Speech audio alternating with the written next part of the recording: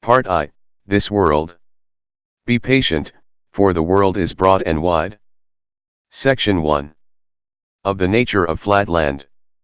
I call our world Flatland, not because we call it so, but to make its nature clearer to you, my happy readers, who are privileged to live in space.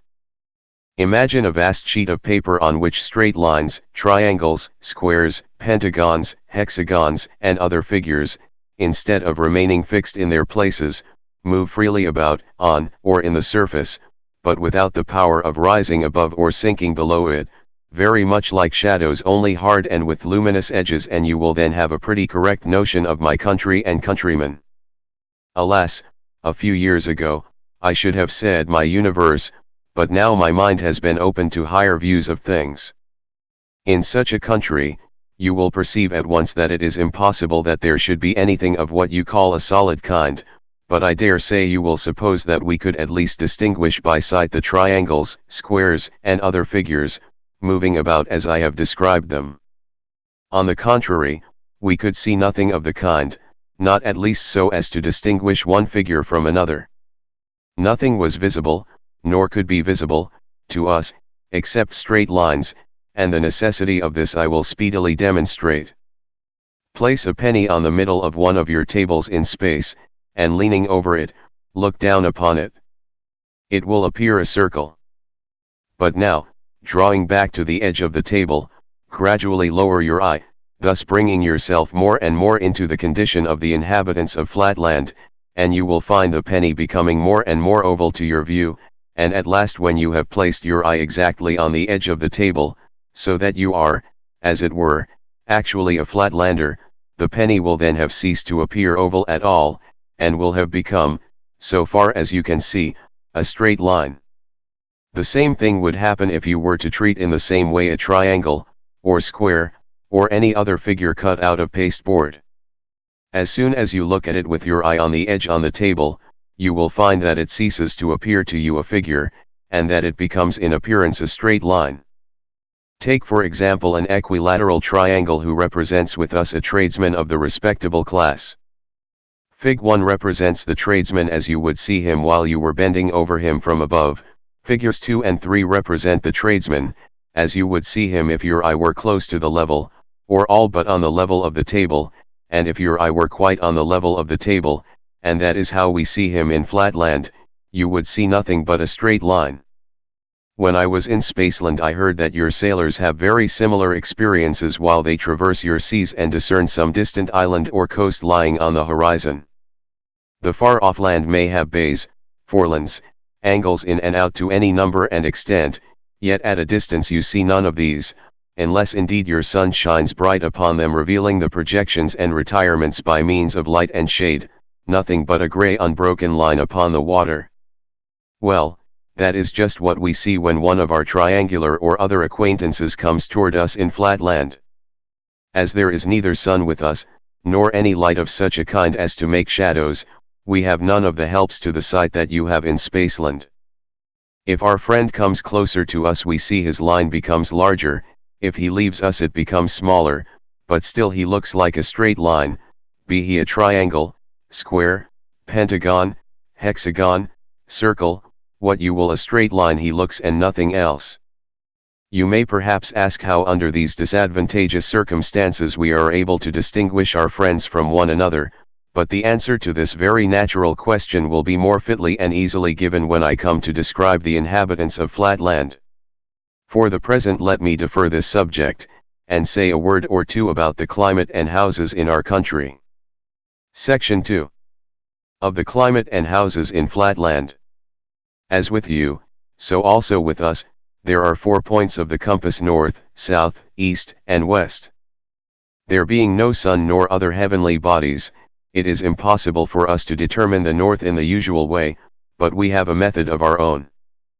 By a law of nature with us, there is a constant attraction to the south, and, although in temperate climates this is very slight, so that even a woman in reasonable health can journey several furlongs northward without much difficulty, yet the hampering effect of the southward attraction is quite sufficient to serve as a compass in most parts of our earth. Moreover, the rain, which falls at stated intervals, coming always from the north, is an additional assistance, and in the towns we have the guidance of the houses, which of course have their side walls running for the most part north and south, so that the roofs may keep off the rain from the north. In the country, where there are no houses, the trunks of the trees serve as some sort of guide. Altogether, we have not so much difficulty as might be expected in determining our bearings. Yet in our more temperate regions, in which the southward attraction is hardly felt, walking sometimes in a perfectly desolate plain where there have been no houses nor trees to guide me, I have been occasionally compelled to remain stationary for hours together, waiting till the rain came before continuing my journey. On the weak and aged, and especially on delicate females, the force of attraction tells much more heavily than on the robust of the male sex, so that it is a point of breeding, if you meet a lady in the street, always to give her the north side of the way. By no means an easy thing to do, always at short notice when you are in rude health and in a climate where it is difficult to tell your north from your south. Windows there are none in our houses, for the light comes to us alike in our homes and out of them, by day and by night, equally at all times and in all places, whence we know not. It was in old days, with our learned men, an interesting and oft investigated question, what is the origin of light? And the solution of it has been repeatedly attempted, with no other result than to crowd our lunatic asylums with the would-be solvers.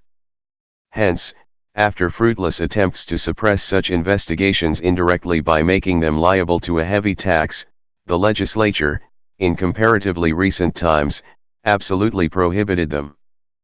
I alone in Flatland know now only too well the true solution of this mysterious problem, but my knowledge cannot be made intelligible to a single one of my countrymen, and I am mocked at I, the sole possessor of the truths of space and of the theory of the introduction of light from the world of 3 dimensions, as if I were the maddest of the mad.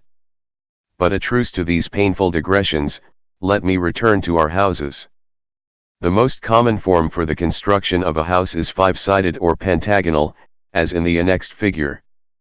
The 2 northern sides are constitute the roof, and for the most part have no doors. On the east is a small door for the women, on the west a much larger one for the men. The south side or floor is usually doorless. Square and triangular houses are not allowed, and for this reason. The angles of a square, and still more those of an equilateral triangle, being much more pointed than those of a pentagon, and the lines of inanimate objects, such as houses, being dimmer than the lines of men and women, it follows that there is no little danger lest the points of a square or triangular house residence might do serious injury to an inconsiderate or perhaps absent-minded traveler suddenly therefore, running against them, and as early as the 11th century of our era. Triangular houses were universally forbidden by law, the only exceptions being fortifications, powder magazines, barracks, and other state buildings, which it is not desirable that the general public should approach without circumspection. At this period, square houses were still everywhere permitted, though discouraged by a special tax. But, about 3 centuries afterwards, the law decided that in all towns containing a population above 10,000, the angle of a pentagon was the smallest house angle that could be allowed consistently with the public safety. The good sense of the community has seconded the efforts of the legislature, and now, even in the country, the pentagonal construction has superseded every other. It is only now and then in some very remote and backward agricultural district that an antiquarian may still discover a square house. Section 3. Concerning the inhabitants of Flatland. The greatest length or breadth of a full-grown inhabitant of Flatland may be estimated at about 11 of your inches. 12 inches may be regarded as a maximum. Our women are straight lines.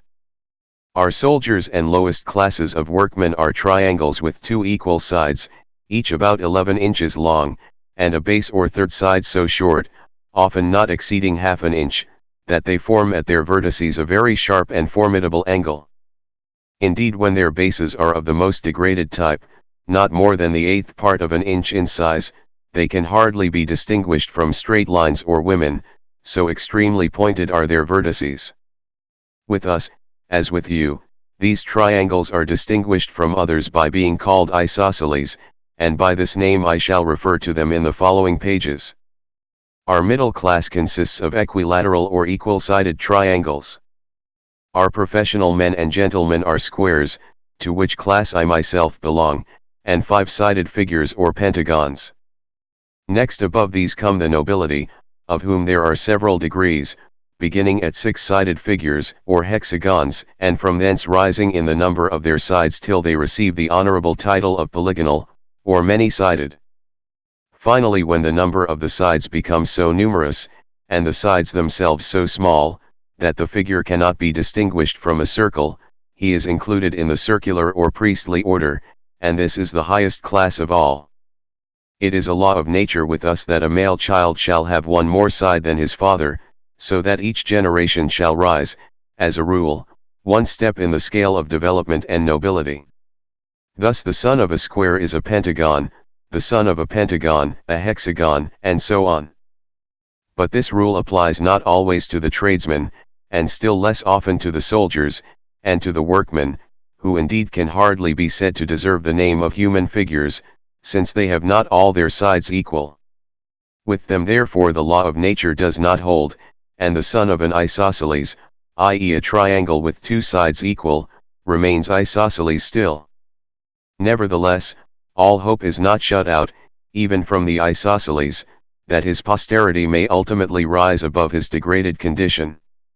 For, after a long series of military successes, or diligent and skillful labors, it is generally found that the more intelligent among the artisan and soldier classes manifest a slight increase of their third side or base, and a shrinkage of the two other sides. Intermarriages, arranged by the priests, between the sons and daughters of these more intellectual members of the lower classes generally result in an offspring approximating still more to the type of the equal-sided triangle. Rarely in proportion to the vast numbers of isosceles births is a genuine and certifiable equal-sided triangle produced from isosceles parents. Note, what need of a certificate? A Spaceland critic may ask, is not the procreation of a square son a certificate from nature herself, proving the equal-sidedness of the father? I reply that no lady of any position will marry an uncertified triangle. Square offspring has sometimes resulted from a slightly irregular triangle, but in almost every such case the irregularity of the first generation is visited on the third, which either fails to attain the pentagonal rank, or relapses to the triangular. Such a birth requires, as its antecedents, not only a series of carefully arranged intermarriages, but also a long, continued exercise of frugality and self-control on the part of the would-be ancestors of the coming equilateral, and a patient, systematic, and continuous development of the isosceles intellect through many generations. The birth of a true equilateral triangle from isosceles parents is the subject of rejoicing in our country for many furlongs around. After a strict examination conducted by the Sanitary and Social Board, the infant, if certified as regular, is with solemn ceremonial admitted into the class of equilaterals. He is then immediately taken from his proud yet sorrowing parents and adopted by some childless equilateral, who is bound by oath never to permit the child henceforth to enter his former home or so much as to look upon his relations again, for fear lest the freshly developed organism may, by force of unconscious imitation, fall back again into his hereditary level. The occasional emergence of an equilateral from the ranks of his serf-born ancestors is welcomed, not only by the poor serfs themselves, as a gleam of light and hope shed upon the monotonous squalor of their existence, but also by the aristocracy at large, for all the higher classes are well aware that these rare phenomena, while they do little or nothing to vulgarize their own privileges, serve as a most useful barrier against revolution from below. Had the acute-angled rabble been all, without exception, absolutely destitute of hope and of ambition, they might have found leaders in some of their many seditious outbreaks, so able as to render their superior numbers and strength too much even for the wisdom of the circles. But a wise ordinance of nature has decreed that, in proportion as the working classes increase in intelligence, knowledge, and all virtue, in that same proportion their acute angle, which makes them physically terrible, shall increase also and approximate to the comparatively harmless angle of the equilateral triangle. Thus, in the most brutal and formidable of the soldier class creatures, almost on a level with women in their lack of intelligence, it is found that, as they wax in the mental ability necessary to employ their tremendous penetrating power to advantage, so do they wane in the power of penetration itself. How admirable is this law of compensation! And how perfect a proof of the natural fitness and, I may almost say, the divine origin of the aristocratic constitution of the states in Flatland. By a judicious use of this law of nature, the polygons and circles are almost always able to stifle sedition in its very cradle, taking advantage of the irrepressible and boundless hopefulness of the human mind. Art also comes to the aid of law and order. It is generally found possible by a little artificial compression or expansion on the part of the state physicians to make some of the more intelligent leaders of a rebellion perfectly regular, and to admit them at once into the privileged classes. A much larger number, who are still below the standard, allured by the prospect of being ultimately ennobled, are induced to enter the state hospitals, where they are kept in honorable confinement for life, one or two alone of the more obstinate, foolish, and hopelessly irregular are led to execution. Then the wretched rabble of the isosceles, planless and leaderless, are either transfixed without resistance by the small body of their brethren whom the chief circle keeps in pay for emergencies of this kind, or else more often, by means of jealousies and suspicions skillfully fomented among them by the circular party, they are stirred to mutual warfare, and perish by one another's angles. No less than 120 rebellions are recorded in our annals, besides minor outbreaks numbered at 235, and they have all ended thus. Section 4. Concerning the women. If our highly pointed triangles of the soldier class are formidable, it may be readily inferred that far more formidable are our women. For if a soldier is a wedge, a woman is a needle, being, so to speak, all point, at least at the two extremities. Add to this the power of making herself practically invisible at will, and you will perceive that a female, in Flatland, is a creature by no means to be trifled with. But here, perhaps, some of my younger readers may ask how a woman in Flatland can make herself invisible. This ought, I think, to be apparent without any explanation. However, a few words will make it clear to the most unreflecting. Place a needle on a table. Then, with your eye on the level of the table, look at it sideways, and you see the whole length of it, but look at it endways, and you see nothing but a point. It has become practically invisible. Just so is it with one of our women. When her side is turned towards us, we see her as a straight line, when the end containing her eye or mouth, for with us these two organs are identical, is the part that meets our eye, then we see nothing but a highly lustrous point, but when the back is presented to our view, then being only sublustrous, and, indeed, almost as dim as an inanimate object, her hinder extremity serves her as a kind of invisible cap. The dangers to which we are exposed from our women must now be manifest to the meanest capacity in Spaceland. If even the angle of a respectable triangle in the middle class is not without its dangers, if to run against a working man involves a gash, if collision with an officer of the military class necessitates a serious wound, if a mere touch from the vertex of a private soldier brings with it danger of death, what can it be to run against a woman, except absolute and immediate destruction? And when a woman is invisible, or visible only as a dim sublustrous point, how difficult must it be, even for the most cautious, always to avoid collision. Many are the enactments made at different times in the different states of Flatland, in order to minimize this peril, and in the southern and less temperate climates where the force of gravitation is greater, and human beings more liable to casual and involuntary motions, the laws concerning women are naturally much more stringent. But a general view of the code may be obtained from the following summary. 1. Every house shall have one entrance in the eastern side, for the use of females only, by which all females shall enter in a becoming and respectful manner, and not by the men's or western door. Note: when I was in Spaceland I understood that some of your priestly circles have in the same way a separate entrance for villagers, farmers, and teachers of board schools. Spectator, September 1884, p. 1255, that they may approach in a becoming and respectful manner. 2. No female shall walk in any public place without continually keeping up her peace cry, under penalty of death. 3. Any female, duly certified to be suffering from St.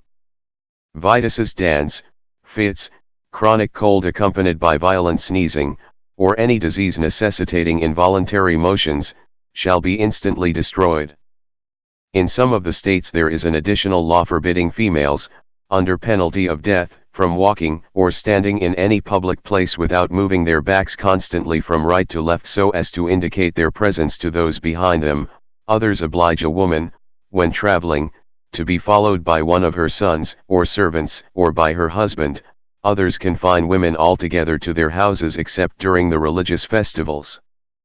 But it has been found by the wisest of our circles or statesmen that the multiplication of restrictions on females tends not only to the debilitation and diminution of the race, but also to the increase of domestic murders to such an extent that a state loses more than it gains by a too prohibitive code. For whenever the temper of the women is thus exasperated by confinement at home or hampering regulations abroad, they are apt to vent their spleen upon their husbands and children, and in the less temperate climates the whole male population of a village has been sometimes destroyed in 1 or 2 hours of simultaneous female outbreak. Hence the 3 laws, mentioned above, suffice for the better regulated states, and may be accepted as a rough exemplification of our female code. After all, our principal safeguard is found, not in legislature, but in the interests of the women themselves. For, although they can inflict instantaneous death by a retrograde movement, yet unless they can at once disengage their stinging extremity from the struggling body of their victim, their own frail bodies are liable to be shattered. The power of fashion is also on our side. I pointed out that in some less civilized states no female is suffered to stand in any public place without swaying her back from right to left.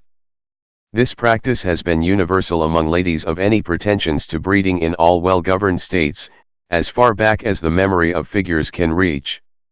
It is considered a disgrace to any state that legislation should have to enforce what ought to be, and is in every respectable female, a natural instinct. The rhythmical and, if I may so say, well-modulated undulation of the back in our ladies of circular rank is envied and imitated by the wife of a common equilateral, who can achieve nothing beyond a mere monotonous swing, like the ticking of a pendulum, and the regular tick of the equilateral is no less admired and copied by the wife of the progressive and aspiring isosceles, in the females of whose family no back motion of any kind has become as yet a necessity of life. Hence, in every family of position and consideration, back motion is as prevalent as time itself, and the husbands and sons in these households enjoy immunity at least from invisible attacks. Not that it must be for a moment supposed that our women are destitute of affection. But unfortunately the passion of the moment predominates, in the frail sex, over every other consideration. This is, of course, a necessity arising from their unfortunate conformation. For as they have no pretensions to an angle, being inferior in this respect to the very lowest of the isosceles, they are consequently wholly devoid of brain power, and have neither reflection, judgment, nor forethought, and hardly any memory. Hence, in their fits of fury, they remember no claims and recognize no distinctions. I have actually known a case where a woman has exterminated her whole household, and half an hour afterwards, when her rage was over and the fragments swept away, has asked what has become of her husband and her children. Obviously then a woman is not to be irritated as long as she is in a position where she can turn round. When you have them in their apartments which are constructed with a view to denying them that power, you can say and do what you like, for they are then wholly impotent for mischief, and will not remember a few minutes hence the incident for which they may be at this moment threatening you with death, nor the promises which you may have found it necessary to make in order to pacify their fury. On the whole we get on pretty smoothly in our domestic relations, except in the lower strata of the military classes. There the want of tact and discretion on the part of the husbands produces at times indescribable disasters. Relying too much on the offensive weapons of their acute angles instead of the defensive organs of good sense and seasonable simulation, these reckless creatures too often neglect the prescribed construction of the women's apartments, or irritate their wives by ill-advised expressions out of doors, which they refuse immediately to retract. Moreover, a blunt and stolid regard for literal truth indisposes them to make those lavish promises by which the more judicious circle can in a moment pacify his consort. The result is massacre, not, however, without its advantages, as it eliminates the more brutal and troublesome of the isosceles, and by many of our circles the destructiveness of the thinner sex is regarded as one among many providential arrangements for suppressing redundant population, and nipping revolution in the bud. Yet even in our best regulated and most approximately circular families I cannot say that the ideal of family life is so high as with you in Spaceland. There is peace, in so far as the absence of slaughter may be called by that name, but there is necessarily little harmony of tastes or pursuits, and the cautious wisdom of the circles has ensured safety at the cost of domestic comfort. In every circular or polygonal household it has been a habit from time immemorial and now has become a kind of instinct among the women of our higher classes that the mothers and daughters should constantly keep their eyes and mouths towards their husband and his male friends, and for a lady in a family of distinction to turn her back upon her husband would be regarded as a kind of portent, involving loss of status. But, as I shall soon shew, this custom, though it has the advantage of safety, is not without its disadvantages. In the house of the working man or respectable tradesman where the wife is allowed to turn her back upon her husband, while pursuing her household avocations there are at least intervals of quiet, when the wife is neither seen nor heard, except for the humming sound of the continuous peace cry, but in the homes of the upper classes there is too often no peace. There the voluble mouth and bright penetrating eye are ever directed towards the master of the household, and light itself is not more persistent than the stream of feminine discourse. The tact and skill which suffice to avert a woman's sting are unequal to the task of stopping a woman's mouth, and as the wife has absolutely nothing to say, and absolutely no constraint of wit, sense, or conscience to prevent her from saying it, not a few cynics have been found to aver that they prefer the danger of the death-dealing but inaudible sting to the safe sonorousness of a woman's other end. To my readers in Spaceland the condition of our women may seem truly deplorable, and so indeed it is. A male of the lowest type of the isosceles may look forward to some improvement of his angle, and to the ultimate elevation of the whole of his degraded caste, but no woman can entertain such hopes for her sex. Once a woman, always a woman is a decree of nature, and the very laws of evolution seem suspended in her disfavor.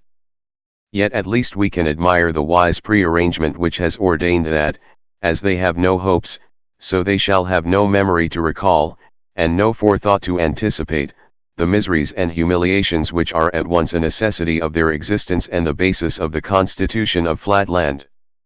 Section 5. Of our methods of recognizing one another. You, who are blessed with shade as well as light, you, who are gifted with two eyes, endowed with a knowledge of perspective, and charmed with the enjoyment of various colors, you, who can actually see an angle, and contemplate the complete circumference of a circle in the happy region of the three dimensions, how shall I make clear to you the extreme difficulty which we in Flatland experience in recognizing one another's configuration? Recall what I told you above. All beings in Flatland, animate or inanimate, no matter what their form, present to our view the same, or nearly the same, appearance, viz. that of a straight line. How then can one be distinguished from another, where all appear the same? The answer is threefold. The first means of recognition is the sense of hearing, which with us is far more highly developed than with you, and which enables us not only to distinguish by the voice our personal friends, but even to discriminate between different classes, at least so far as concerns the three lowest orders, the equilateral, the square, and the pentagon. For of the isosceles I take no account. But as we ascend in the social scale, the process of discriminating and being discriminated by hearing increases in difficulty, partly because voices are assimilated, partly because the faculty of voice discrimination is a plebeian virtue not much developed among the aristocracy. and wherever there is any danger of imposture we cannot trust to this method. Amongst our lowest orders, the vocal organs are developed to a degree more than correspondent with those of hearing, so that an isosceles can easily feign the voice of a polygon, and, with some training, that of a circle himself. A second method is therefore more commonly resorted to.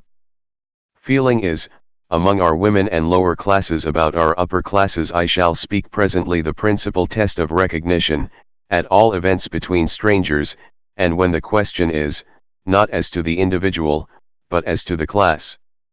What therefore introduction is among the higher classes in Spaceland, that the process of feeling is with us. Permit me to ask you to feel and be felt by my friend Mr. So-and-so is still, among the more old-fashioned of our country gentlemen in districts remote from towns, the customary formula for a Flatland introduction. But in the towns, and among men of business, the words "be felt by" are omitted and the sentence is abbreviated to, "Let me ask you to feel Mr. So-and-so," although it is assumed, of course, that the feeling is to be reciprocal. Among our still more modern and dashing young gentlemen who are extremely averse to superfluous effort and supremely indifferent to the purity of their native language, the formula is still further curtailed by the use of "to feel" in a technical sense, meaning, to recommend for the purposes of feeling and being felt, and at this moment the slang of polite or fast society in the upper classes sanctions such a barbarism as "Mr. Smith, permit me to feel Mr. Jones." Let not my reader however suppose that feeling is with us the tedious process that it would be with you, or that we find it necessary to feel right round all the sides of every individual before we determine the class to which he belongs. Long practice and training, begun in the schools and continued in the experience of daily life, enable us to discriminate at once by the sense of touch, between the angles of an equal-sided triangle, square, and pentagon, and I need not say that the brainless vertex of an acute-angled isosceles is obvious to the dullest touch. It is therefore not necessary, as a rule, to do more than feel a single angle of an individual, and this, once ascertained, tells us the class of the person whom we are addressing, unless indeed he belongs to the higher sections of the nobility. There the difficulty is much greater. Even a Master of Arts in our University of Wentbridge has been known to confuse a 10-sided with a 12-sided polygon, and there is hardly a doctor of science in or out of that famous university who could pretend to decide promptly and unhesitatingly between a 20-sided and a 24-sided member of the aristocracy. Those of my readers who recall the extracts I gave above from the legislative code concerning women, will readily perceive that the process of introduction by contact requires some care and discretion. Otherwise the angles might inflict on the unwary feeler irreparable injury. It is essential for the safety of the feeler that the felt should stand perfectly still. A start, a fidgety shifting of the position, yes, even a violent sneeze, has been known before now to prove fatal to the incautious, and to nip in the bud many a promising friendship. Especially is this true among the lower classes of the triangles. With them, the eye is situated so far from their vertex that they can scarcely take cognizance of what goes on at that extremity of their frame. They are, moreover, of a rough coarse nature, not sensitive to the delicate touch of the highly organized polygon. What wonder then if an involuntary toss of the head has ere now deprived the state of a valuable life? I have heard that my excellent grandfather, one of the least irregular of his unhappy isosceles class, who indeed obtained, shortly before his decease, 4 out of 7 votes from the Sanitary and Social Board for passing him into the class of the equal-sided, often deplored, with a tear in his venerable eye, a miscarriage of this kind, which had occurred to his great-great-great-grandfather, a respectable working man with an angle or brain of 59 degrees 30 minutes. According to his account, my unfortunate ancestor, being afflicted with rheumatism, and in the act of being felt by a polygon, by one sudden start accidentally transfixed the great man through the diagonal, and thereby, partly in consequence of his long imprisonment and degradation, and partly because of the moral shock which pervaded the whole of my ancestor's relations, threw back our family a degree and a half in their ascent towards better things. The result was that in the next generation the family brain was registered at only 58 degrees, and not till the lapse of 5 generations was the lost ground recovered, the full 60 degrees attained, and the ascent from the isosceles finally achieved. And all this series of calamities from one little accident in the process of feeling. At this point I think I hear some of my better educated readers exclaim, "How could you in Flatland know anything about angles and degrees, or minutes?" We can see an angle, because we, in the region of space, can see 2 straight lines inclined to one another, but you, who can see nothing but one straight line at a time, or at all events only a number of bits of straight lines all in one straight line, how can you ever discern any angle, and much less register angles of different sizes? I answer that though we cannot see angles, we can infer them, and this with great precision. Our sense of touch, stimulated by necessity, and developed by long training, enables us to distinguish angles far more accurately than your sense of sight, when unaided by a rule or measure of angles. Nor must I omit to explain that we have great natural helps. It is with us a law of nature that the brain of the isosceles class shall begin at half a degree, or 30 minutes, and shall increase, if it increases at all, by half a degree in every generation, until the goal of 60 degrees is reached, when the condition of serfdom is quitted, and the freeman enters the class of regulars. Consequently, nature herself supplies us with an ascending scale or alphabet of angles for half a degree up to 60 degrees, specimens of which are placed in every elementary school throughout the land. Owing to occasional retrogressions, to still more frequent moral and intellectual stagnation, and to the extraordinary fecundity of the criminal and vagabond classes, there is always a vast superfluity of individuals of the half-degree and single-degree class, and a fair abundance of specimens up to 10 degrees. These are absolutely destitute of civic rights, and a great number of them, not having even intelligence enough for the purposes of warfare, are devoted by the states to the service of education. Fettered immovably so as to remove all possibility of danger, they are placed in the classrooms of our infant schools, and there they are utilized by the Board of Education for the purpose of imparting to the offspring of the middle classes that tact and intelligence of which these wretched creatures themselves are utterly devoid. In some states the specimens are occasionally fed and suffered to exist for several years, but in the more temperate and better regulated regions, it is found in the long run more advantageous for the educational interests of the young, to dispense with food, and to renew the specimens every month, which is about the average duration of the foodless existence of the criminal class.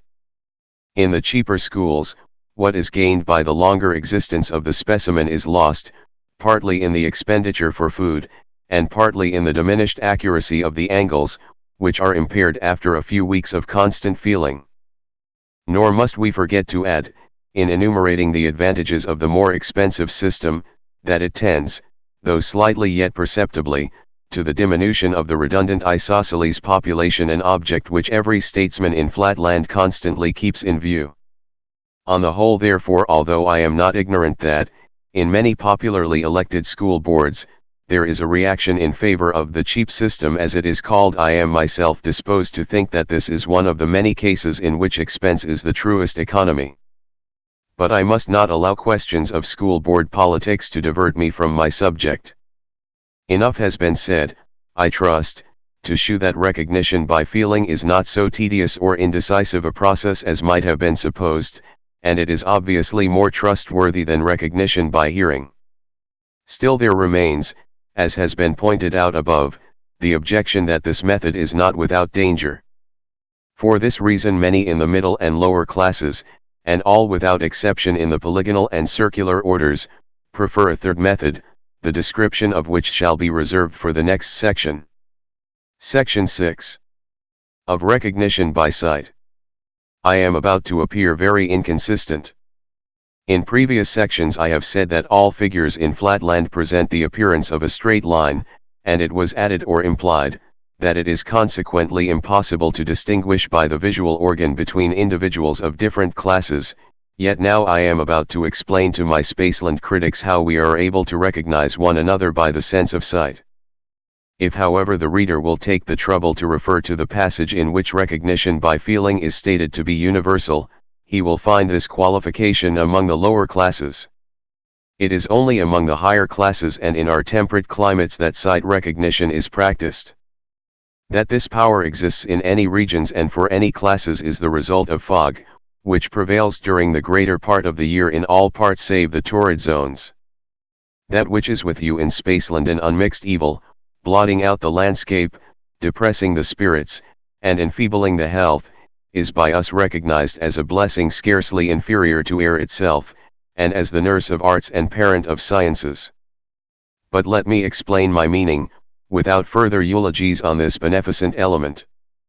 If fog were non-existent, all lines would appear equally and indistinguishably clear, and this is actually the case in those unhappy countries in which the atmosphere is perfectly dry and transparent.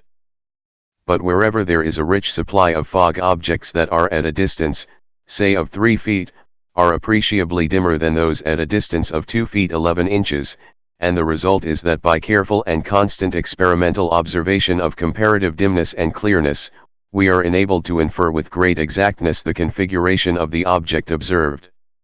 An instance will do more than a volume of generalities to make my meaning clear. Suppose I see 2 individuals approaching whose rank I wish to ascertain. They are, we will suppose, a merchant and a physician, or in other words, an equilateral triangle and a pentagon. How am I to distinguish them? It will be obvious, to every child in Spaceland who has touched the threshold of geometrical studies, that, if I can bring my eye so that its glance may bisect an angle, A, of the approaching stranger, my view will lie as it were evenly between his 2 sides that are next to me, viz. CA and AB, so that I shall contemplate the 2 impartially, and both will appear of the same size. Now in the case of 1, the merchant, what shall I see? I shall see a straight line D, in which the middle point, A, will be very bright because it is nearest to me, but on either side the line will shade away rapidly into dimness, because the sides AC and AB recede rapidly into the fog, and what appear to me as the merchant's extremities, viz. D and E, will be very dim indeed. On the other hand, in the case of 2, the physician, though I shall here also see a line, DAE, with a bright center, A, yet it will shade away less rapidly into dimness, because the sides, AC, AB, recede less rapidly into the fog, and what appear to me the physician's extremities, viz. D and E, will not be not so dim as the extremities of the merchant. The reader will probably understand from these 2 instances how after a very long training supplemented by constant experience it is possible for the well-educated classes among us to discriminate with fair accuracy between the middle and lowest orders, by the sense of sight. If my Spaceland patrons have grasped this general conception, so far as to conceive the possibility of it and not to reject my account as altogether incredible, I shall have attained all I can reasonably expect. Were I to attempt further details I should only perplex. Yet for the sake of the young and inexperienced, who may perchance infer from the 2 simple instances I have given above, of the manner in which I should recognize my father and my sons, that recognition by sight is an easy affair, it may be needful to point out that in actual life most of the problems of sight recognition are far more subtle and complex. If, for example, when my father, the triangle, approaches me, he happens to present his side to me instead of his angle, then, until I have asked him to rotate, or until I have edged my eye round him, I am for the moment doubtful whether he may not be a straight line, or, in other words, a woman. Again, when I am in the company of one of my 2 hexagonal grandsons, contemplating one of his sides, AB, full front, it will be evident from the accompanying diagram that I shall see one whole line, AB, in comparative brightness, shading off hardly at all at the ends, and 2 smaller lines, CA and BD, dim throughout and shading away into greater dimness towards the extremities C and D. But I must not give way to the temptation of enlarging on these topics. The meanest mathematician in Spaceland will readily believe me when I assert that the problems of life, which present themselves to the well-educated when they are themselves in motion, rotating, advancing or retreating, and at the same time attempting to discriminate by the sense of sight between a number of polygons of high rank moving in different directions, as for example in a ballroom or conversazione, must be of a nature to task the angularity of the most intellectual, and amply justify the rich endowments of the learned professors of geometry, both static and kinetic, in the illustrious University of Wentbridge, where the science and art of sight recognition are regularly taught to large classes of the elite of the states. It is only a few of the scions of our noblest and wealthiest houses, who are able to give the time and money necessary for the thorough prosecution of this noble and valuable art. Even to me, a mathematician of no mean standing, and the grandfather of two most hopeful and perfectly regular hexagons, to find myself in the midst of a crowd of rotating polygons of the higher classes, is occasionally very perplexing. And of course to a common tradesman, or serf, such a sight is almost as unintelligible as it would be to you, my reader, were you suddenly transported into our country. In such a crowd you could see on all sides of you nothing but a line, apparently straight, but of which the parts would vary irregularly and perpetually in brightness or dimness.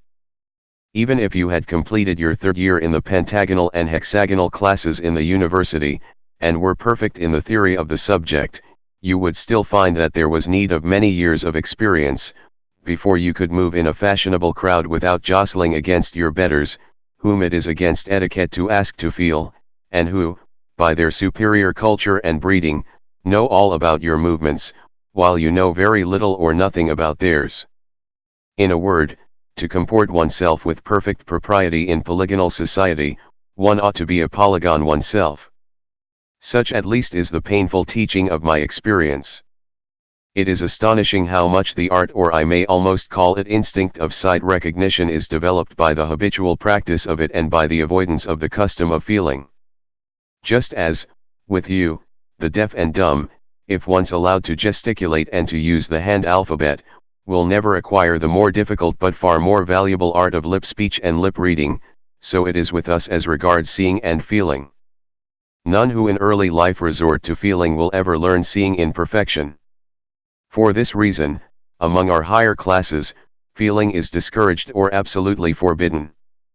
From the cradle their children, instead of going to the public elementary schools, where the art of feeling is taught, are sent to higher seminaries of an exclusive character, and at our illustrious university, to feel is regarded as a most serious fault, involving rustication for the first offense, and expulsion for the second.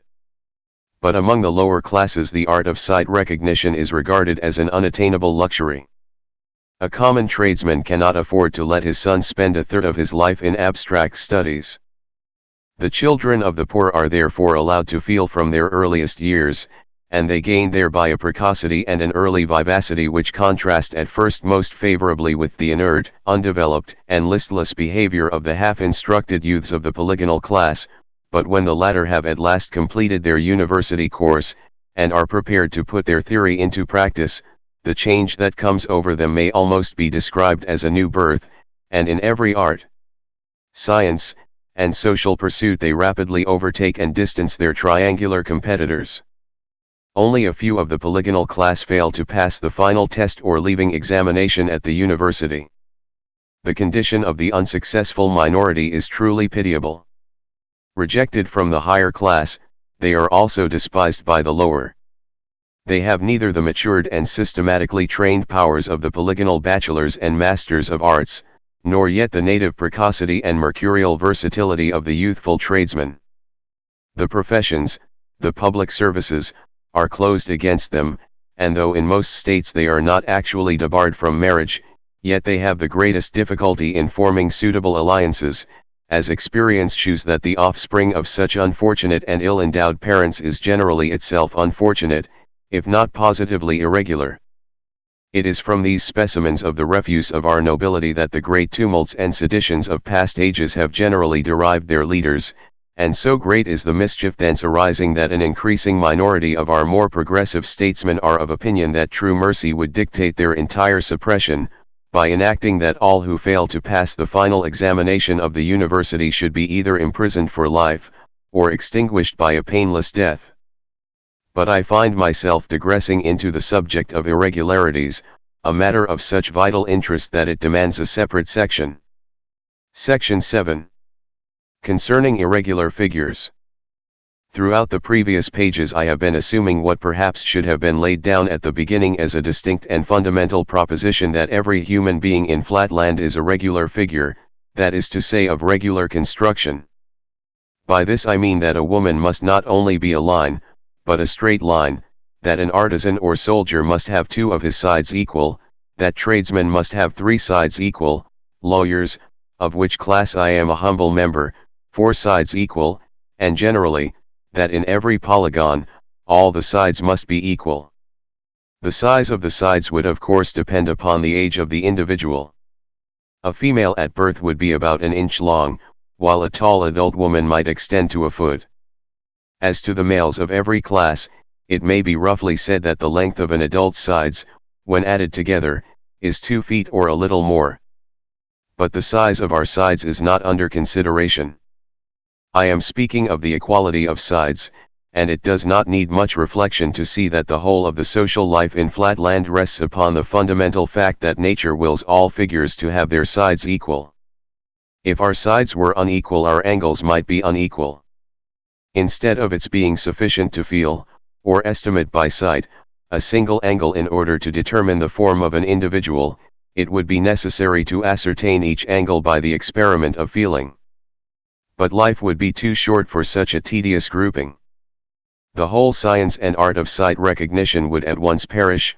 Feeling, so far as it is an art, would not long survive, intercourse would become perilous or impossible, there would be an end to all confidence, all forethought, no one would be safe in making the most simple social arrangements, in a word, civilization would relapse into barbarism. Am I going too fast to carry my readers with me to these obvious conclusions? Surely a moment's reflection, and a single instance from common life, must convince everyone that our whole social system is based upon regularity, or equality of angles. You meet, for example, 2 or 3 tradesmen in the street, whom you recognize at once to be tradesmen by a glance at their angles and rapidly bedimmed sides, and you ask them to step into your house to lunch. This you do at present with perfect confidence, because everyone knows to an inch or 2 the area occupied by an adult triangle, but imagine that your tradesman drags behind his regular and respectable vertex, a parallelogram of 12 or 13 inches in diagonal. What are you to do with such a monster sticking fast in your house door? But I am insulting the intelligence of my readers by accumulating details which must be patent to everyone who enjoys the advantages of a residence in Spaceland.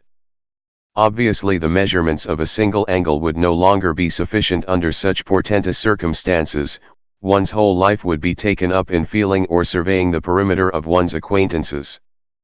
Already the difficulties of avoiding a collision in a crowd are enough to tax the sagacity of even a well-educated square, but if no one could calculate the regularity of a single figure in the company, all would be chaos and confusion, and the slightest panic would cause serious injuries, or if there happened to be any women or soldiers present, perhaps considerable loss of life. Expediency therefore concurs with nature in stamping the seal of its approval upon regularity of conformation, nor has the law been backward in seconding their efforts. Irregularity of figure means with us the same as, or more than, a combination of moral obliquity and criminality with you, and is treated accordingly. There are not wanting, it is true, some promulgators of paradoxes who maintain that there is no necessary connection between geometrical and moral irregularity.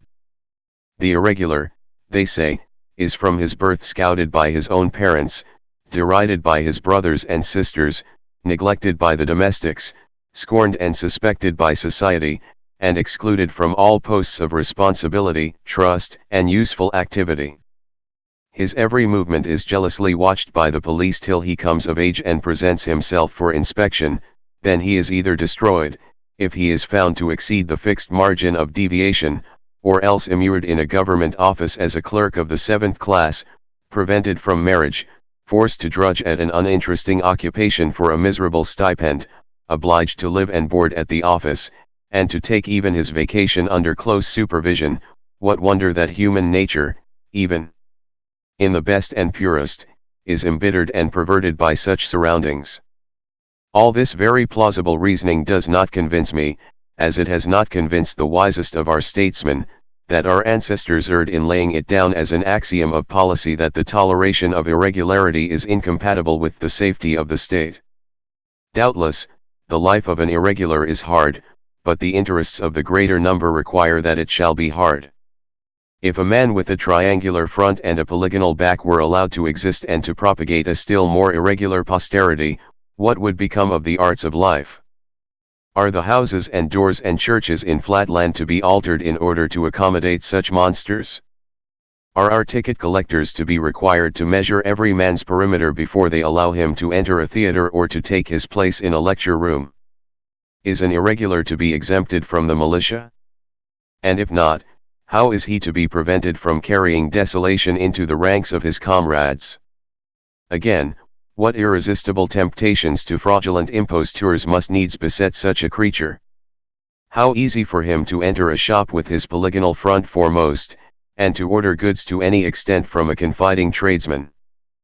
Let the advocates of a falsely called philanthropy plead as they may for the abrogation of the irregular penal laws, I for my part have never known an irregular who was not also what nature evidently intended him to be, a hypocrite, a misanthropist, and, up to the limits of his power, a perpetrator of all manner of mischief.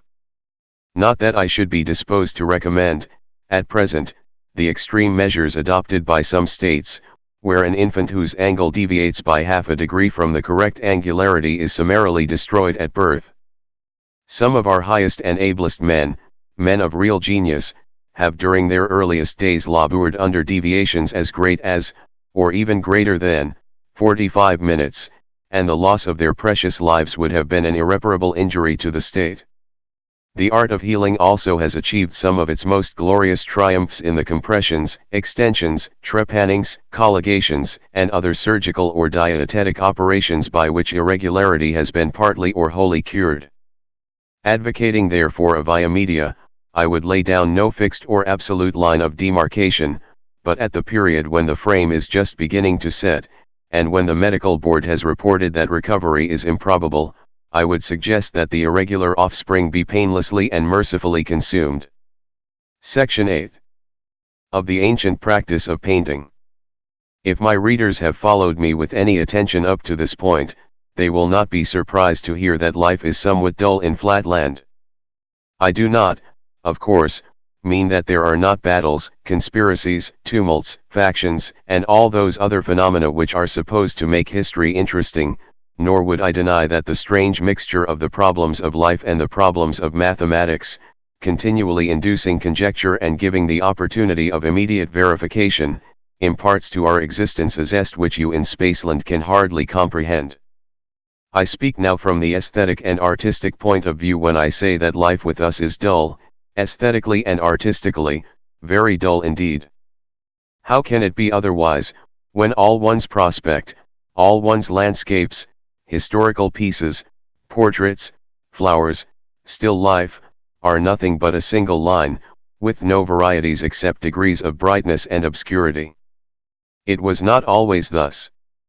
Color, if tradition speaks the truth, once for the space of half a dozen centuries or more, threw a transient splendor over the lives of our ancestors in the remotest ages.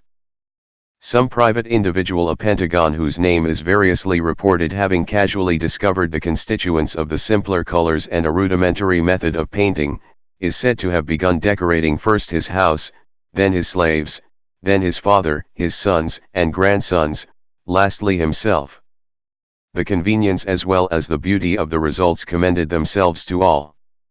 Wherever chromatists, for by that name the most trustworthy authorities concur in calling him, turned his variegated frame, there he at once excited attention, and attracted respect.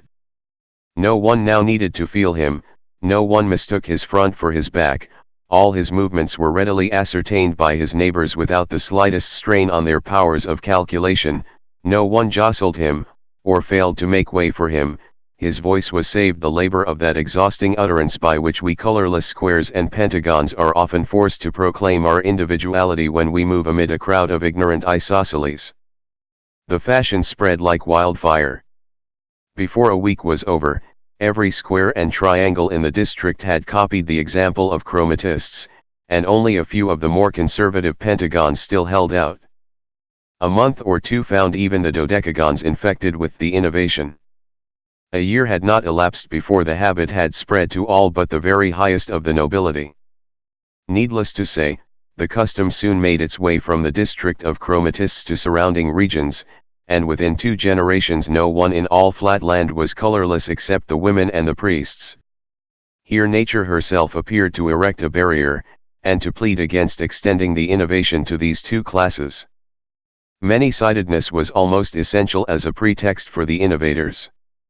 Distinction of sides is intended by nature to imply distinction of colors. Such was the sophism which in those days flew from mouth to mouth, converting whole towns at a time to the new culture.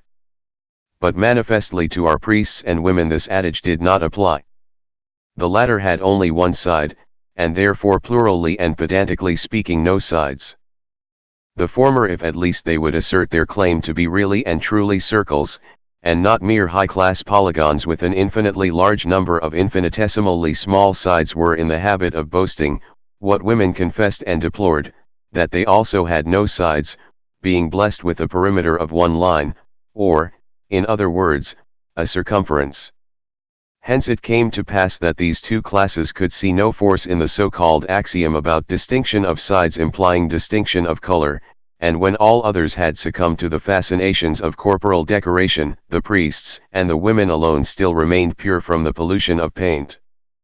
Immoral, licentious, anarchical, unscientific, call them by what names you will, yet, from an aesthetic point of view, those ancient days of the color revolt were the glorious childhood of art in Flatland, a childhood, alas, that never ripened into manhood, nor even reached the blossom of youth.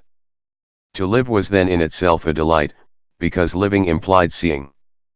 Even at a small party, the company was a pleasure to behold. The richly varied hues of the assembly in a church or theatre are said to have more than once proved too distracting for our greatest teachers and actors, but most ravishing of all is said to have been the unspeakable magnificence of a military review. The sight of a line of battle of 20,000 isosceles suddenly facing about, and exchanging the somber black of their bases for the orange and purple of the 2 sides, including their acute angle, the militia of the equilateral triangles tricolored in red, white, and blue, the mauve, ultramarine, gamboge, and burnt umber of the square artillerymen rapidly rotating near their vermilion guns, the dashing and flashing of the 5-colored and 6-colored pentagons and hexagons careering across the field in their offices of surgeons, geometric eons and aides-de-camp. All these may well have been sufficient to render credible the famous story how an illustrious circle, overcome by the artistic beauty of the forces under his command, threw aside his marshal's baton and his royal crown, exclaiming that he henceforth exchanged them for the artist's pencil. How great and glorious the sensuous development of these days must have been is in part indicated by the very language and vocabulary of the period. The commonest utterances of the commonest citizens in the time of the color revolt seem to have been suffused with a richer tinge of word or thought, and to that era we are even now indebted for our finest poetry and for whatever rhythm still remains in the more scientific utterance of these modern days. Section 9. Of the Universal Color Bill. But meanwhile the intellectual arts were fast decaying. The art of sight recognition, being no longer needed, was no longer practiced, and the studies of geometry, statics, kinetics, and other kindred subjects, came soon to be considered superfluous, and fell into disrespect and neglect even at our university. The inferior art of feeling speedily experienced the same fate at our elementary schools. Then the isosceles classes, asserting that the specimens were no longer used nor needed, and refusing to pay the customary tribute from the criminal classes to the service of education, waxed daily more numerous and more insolent on the strength of their immunity from the old burden which had formerly exercised the twofold wholesome effect of at once taming their brutal nature and thinning their excessive numbers. Year by year the soldiers and artisans began more vehemently to assert and with increasing truth that there was no great difference between them and the very highest class of polygons, now that they were raised to an equality with the latter, and enabled to grapple with all the difficulties and solve all the problems of life, whether statical or kinetical, by the simple process of color recognition. Not content with the natural neglect into which sight recognition was falling, they began boldly to demand the legal prohibition of all monopolizing and aristocratic arts and the consequent abolition of all endowments for the studies of sight recognition, mathematics, and feeling. Soon, they began to insist that inasmuch as color, which was a second nature, had destroyed the need of aristocratic distinctions, the law should follow in the same path, and that henceforth all individuals and all classes should be recognized as absolutely equal and entitled to equal rights. Finding the higher orders wavering and undecided, the leaders of the revolution advanced still further in their requirements, and at last demanded that all classes alike, the priests and the women not excepted, should do homage to color by submitting to be painted. When it was objected that priests and women had no sides, they retorted that nature and expediency concurred in dictating that the front half of every human being, that is to say, the half containing his eye and mouth, should be distinguishable from his hinder half. They therefore brought before a general and extraordinary assembly of all the states of Flatland a bill proposing that in every woman the half containing the eye and mouth should be colored red, and the other half green. The priests were to be painted in the same way, red being applied to that semicircle in which the eye and mouth formed the middle point, while the other or hinder semicircle was to be colored green. There was no little cunning in this proposal, which indeed emanated not from any isosceles, for no being so degraded would have had angularity enough to appreciate, much less to devise, such a model of statecraft but from an irregular circle who, instead of being destroyed in his childhood, was reserved by a foolish indulgence to bring desolation on his country and destruction on myriads of his followers. On the one hand, the proposition was calculated to bring the women in all classes over to the side of the chromatic innovation. For by assigning to the women the same two colors as were assigned to the priests, the revolutionists thereby ensured that, in certain positions, every woman would appear like a priest, and be treated with corresponding respect and deference, a prospect that could not fail to attract the female sex in a mass. But by some of my readers the possibility of the identical appearance of priests and women, under the new legislation, may not be recognized. If so, a word or two will make it obvious. Imagine a woman duly decorated, according to the new code, with the front half, i.e. the half containing eye and mouth, red, and with the hinder half green. Look at her from one side. Obviously you will see a straight line, half red, half green. Now imagine a priest, whose mouth is at M, and whose front semicircle, AMB, is consequently colored red, while his hinder semicircle is green, so that the diameter of divides the green from the red. If you contemplate the great man so as to have your eye in the same straight line as his dividing diameter, AB, what you will see will be a straight line, CBD, of which one half, CB, will be red, and the other, BD, green. The whole line, CD, will be rather shorter perhaps than that of a full-sized woman, and will shade off more rapidly towards its extremities, but the identity of the colors would give you an immediate impression of identity of class, making you neglectful of other details. Bear in mind the decay of sight recognition which threatened society at the time of the color revolt. Add to the certainty that women would speedily learn to shade off their extremities so as to imitate the circles. It must then be surely obvious to you, my dear reader, that the color bill placed us under a great danger of confounding a priest with a young woman. How attractive this prospect must have been to the frail sex may readily be imagined. They anticipated with delight the confusion that would ensue. At home they might hear political and ecclesiastical secrets intended not for them but for their husbands and brothers, and might even issue commands in the name of a priestly circle. Out of doors the striking combination of red and green, without addition of any other colors, would be sure to lead the common people into endless mistakes, and the women would gain whatever the circles lost, in the deference of the passers-by. As for the scandal that would befall the circular class if the frivolous and unseemly conduct of the women were imputed to them, and as to the consequent subversion of the constitution, the female sex could not be expected to give a thought to these considerations.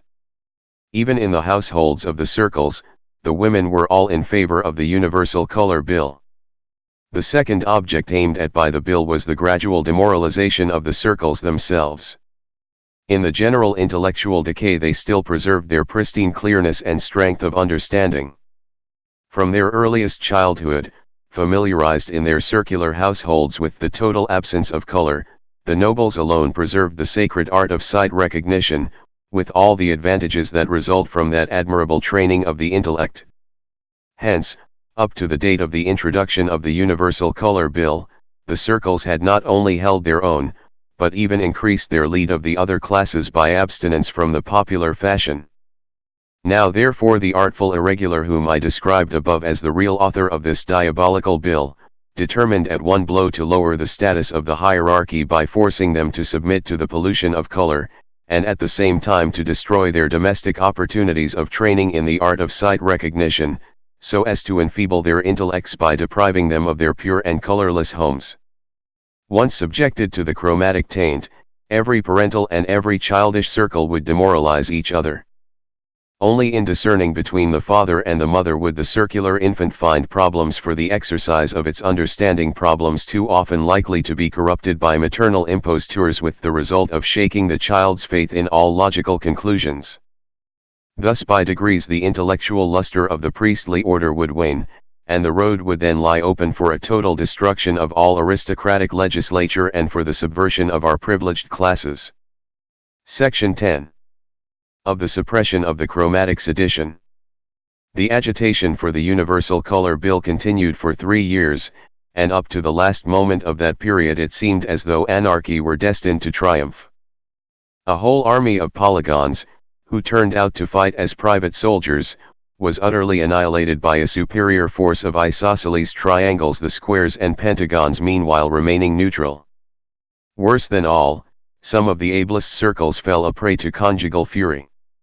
Infuriated by political animosity, the wives in many a noble household wearied their lords with prayers to give up their opposition to the color bill, and some, finding their entreaties fruitless, fell on and slaughtered their innocent children and husband, perishing themselves in the act of carnage. It is recorded that during that triennial agitation no less than 23 circles perished in domestic discord. Great indeed was the peril. It seemed as though the priests had no choice between submission and extermination, when suddenly the course of events was completely changed by one of those picturesque incidents which statesmen ought never to neglect, often to anticipate, and sometimes perhaps to originate, because of the absurdly disproportionate power with which they appeal to the sympathies of the populace. It happened that an isosceles of a low type, with a brain little if at all above 4 degrees, accidentally dabbling in the colors of some tradesman whose shop he had plundered, painted himself, or caused himself to be painted, for the story varies, with the 12 colors of a dodecagon. Going into the marketplace he accosted in a feigned voice a maiden, the orphan daughter of a noble polygon, whose affection in former days he had sought in vain, and by a series of deceptions aided, on the one side, by a string of lucky accidents too long to relate, and on the other, by an almost inconceivable fatuity and neglect of ordinary precautions on the part of the relations of the bride, he succeeded in consummating the marriage. The unhappy girl committed suicide on discovering the fraud to which she had been subjected. When the news of this catastrophe spread from state to state, the minds of the women were violently agitated. Sympathy with the miserable victim and anticipations of similar deceptions for themselves, their sisters, and their daughters, made them now regard the color bill in an entirely new aspect. Not a few openly avowed themselves converted to antagonism, the rest needed only a slight stimulus to make a similar avowal. Seizing this favorable opportunity, the circles hastily convened an extraordinary assembly of the states, and besides the usual guard of convicts, they secured the attendance of a large number of reactionary women. Amidst an unprecedented concourse, the chief circle of those days by name Pantocyclus arose to find himself hissed and hooted by 120,000 isosceles. But he secured silence by declaring that henceforth the circles would enter on a policy of concession, yielding to the wishes of the majority, they would accept the color bill.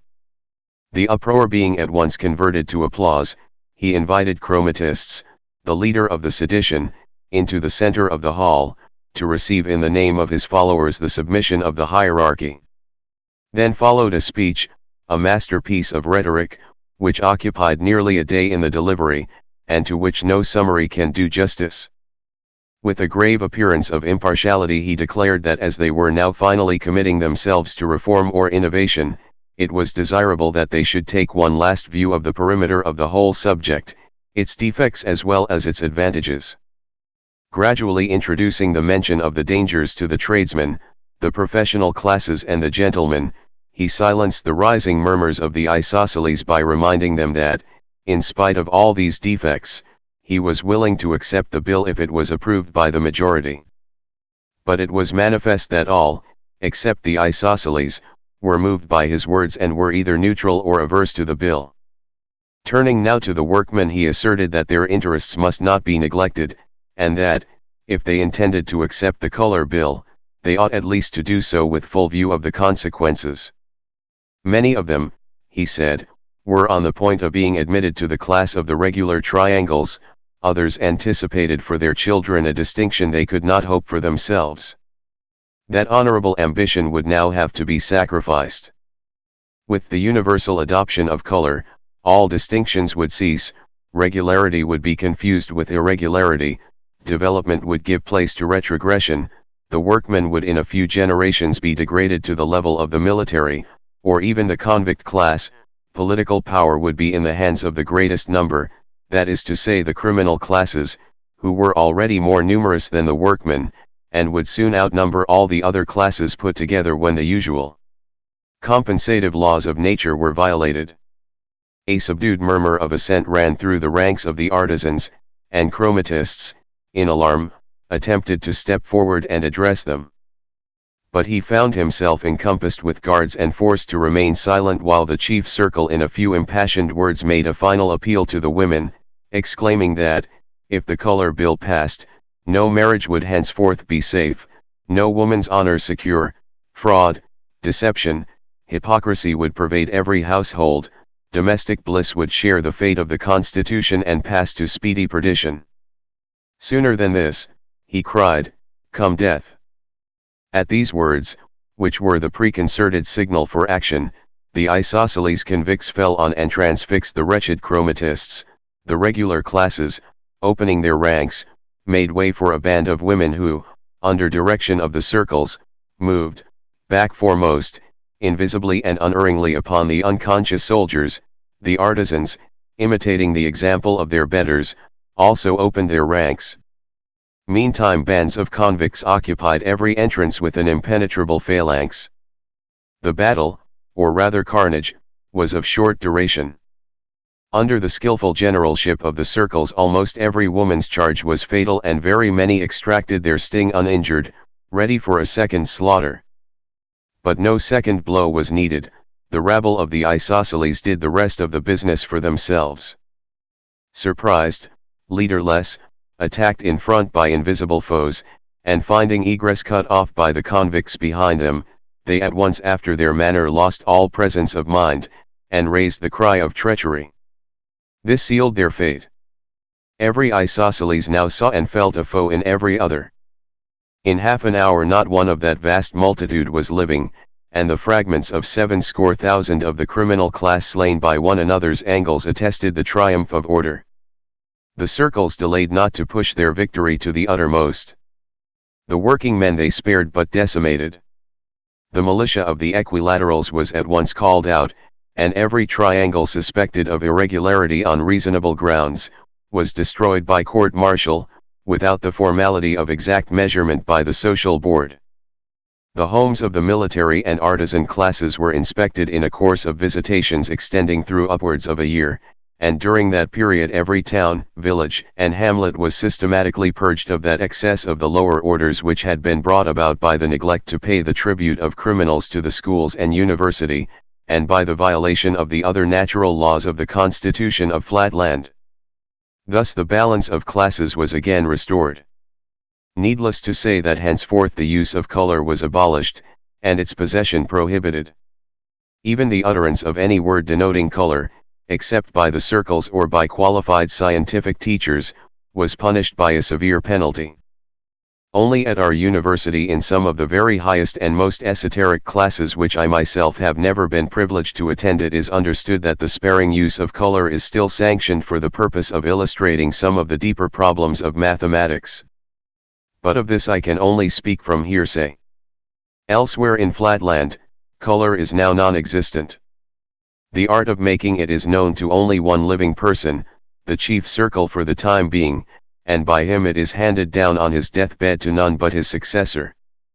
One manufactory alone produces it, and, lest the secret should be betrayed, the workmen are annually consumed, and fresh ones introduced. So great is the terror with which even now our aristocracy looks back to the far distant days of the agitation for the Universal Color Bill. Section 11. Concerning our priests. It is high time that I should pass from these brief and discursive notes about things in Flatland to the central event of this book, my initiation into the mysteries of space. That is my subject, all that has gone before is merely preface. For this reason I must omit many matters of which the explanation would not, I flatter myself, be without interest for my readers, as for example, our method of propelling and stopping ourselves, although destitute of feet, the means by which we give fixity to structures of wood, stone, or brick, although of course we have no hands, nor can we lay foundations as you can, nor avail ourselves of the lateral pressure of the earth, the manner in which the rain originates in the intervals between our various zones, so that the northern regions do not intercept the moisture from falling on the southern, the nature of our hills and mines, our trees and vegetables, our seasons and harvests, our alphabet and method of writing, adapted to our linear tablets, these and 100 other details of our physical existence I must pass over, nor do I mention them now except to indicate to my readers that their omission proceeds not from forgetfulness on the part of the author, but from his regard for the time of the reader. Yet before I proceed to my legitimate subject, some few final remarks will no doubt be expected by my readers upon those pillars and mainstays of the Constitution of Flatland, the controllers of our conduct and shapers of our destiny, the objects of universal homage and almost of adoration. Need I say that I mean our circles or priests? When I call them priests, let me not be understood as meaning no more than the term denotes with you. With us, our priests are administrators of all business, art, and science, directors of trade, commerce, generalship, architecture, engineering, education, statesmanship, legislature, morality, theology, doing nothing themselves. They are the causes of everything worth doing, that is done by others. Although popularly everyone called a circle is deemed a circle, yet among the better educated classes it is known that no circle is really a circle, but only a polygon with a very large number of very small sides. As the number of the sides increases, a polygon approximates to a circle, and, when the number is very great indeed, say for example 300 or 400, it is extremely difficult for the most delicate touch to feel any polygonal angles. Let me say rather, it would be difficult, for, as I have shown above, recognition by feeling is unknown among the highest society, and to feel a circle would be considered a most audacious insult.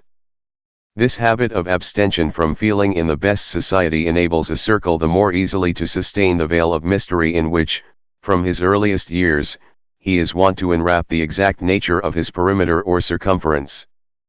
3 feet being the average perimeter, it follows that, in a polygon of 300 sides each side will be no more than the 100th part of a foot in length, or little more than the 10th part of an inch, and in a polygon of 600 or 700 sides the sides are little larger than the diameter of a Spaceland pinhead.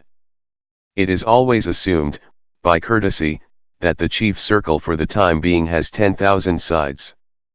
The ascent of the posterity of the circles in the social scale is not restricted, as it is among the lower regular classes, by the law of nature which limits the increase of sides to 1 in each generation.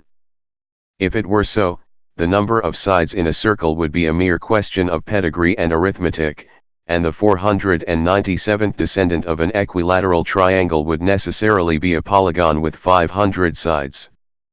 But this is not the case. Nature's law prescribes 2 antagonistic decrees affecting circular propagation.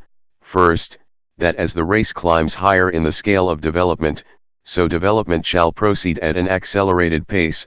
Second, that in the same proportion, the race shall become less fertile.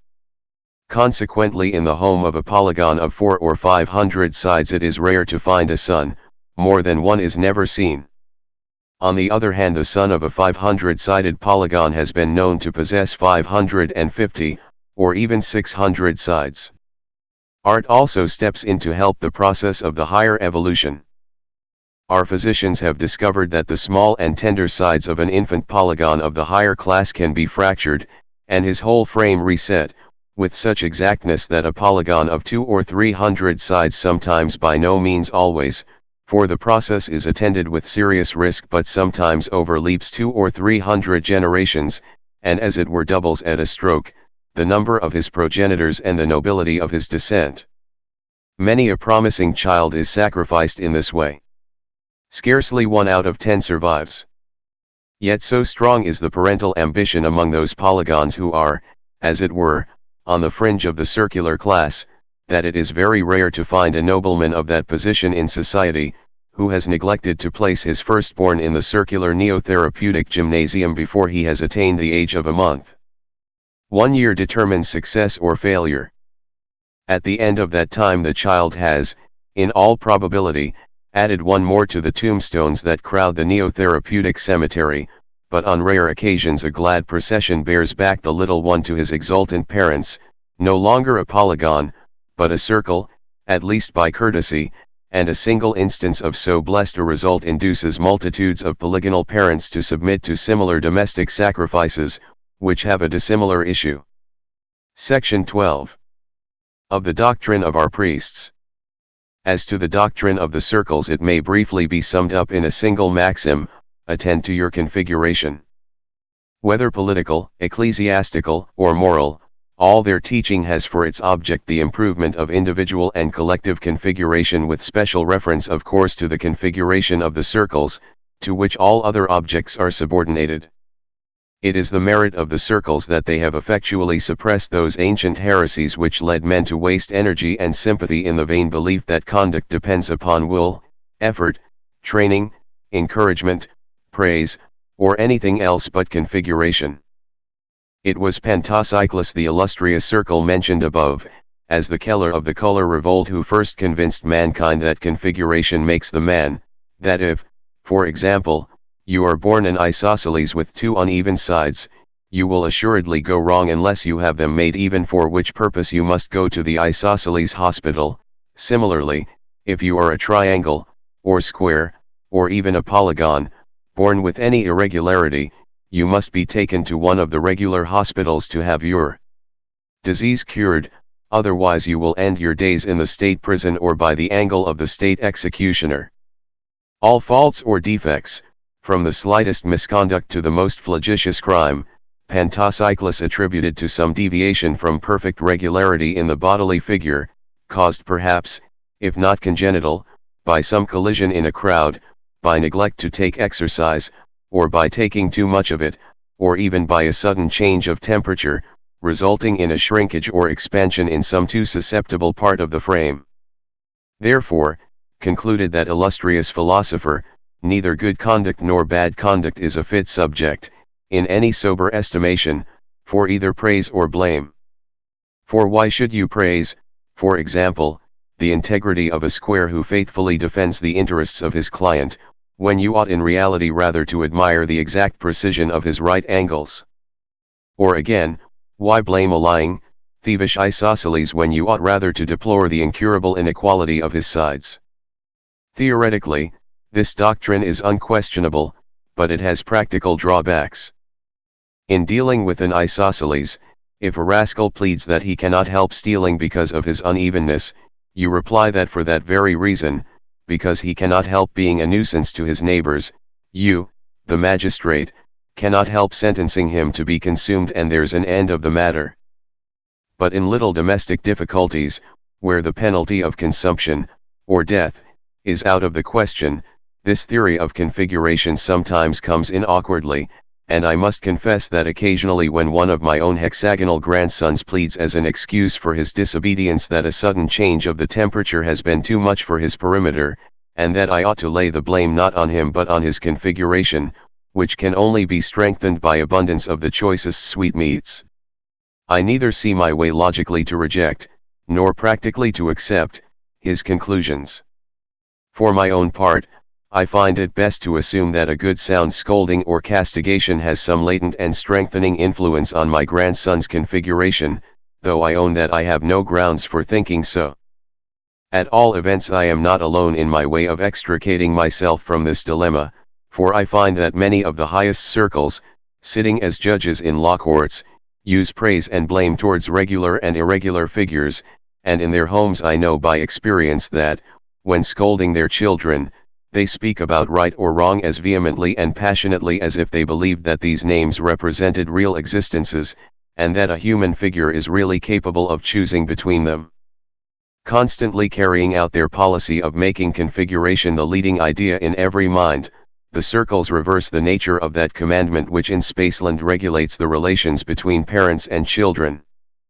With you, children are taught to honor their parents; with us next to the circles, who are the chief object of universal homage, a man is taught to honor his grandson, if he has one, or, if not, his son.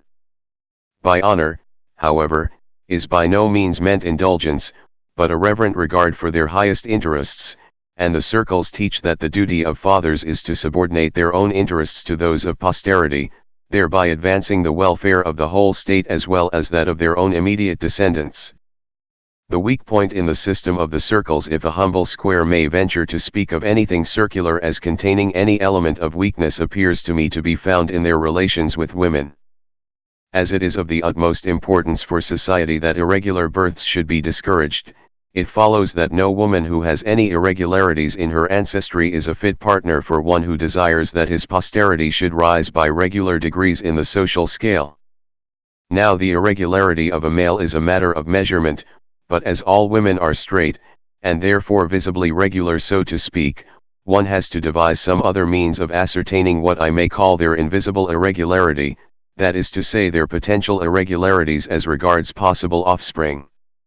This is effected by carefully kept pedigrees, which are preserved and supervised by the state, and without a certified pedigree no woman is allowed to marry. Now, it might have been supposed that a circle proud of his ancestry and regardful for a posterity which might possibly issue hereafter in a chief circle would be more careful than any other to choose a wife who had no blot on her escutcheon. But it is not so. The care in choosing a regular wife appears to diminish as one rises in the social scale.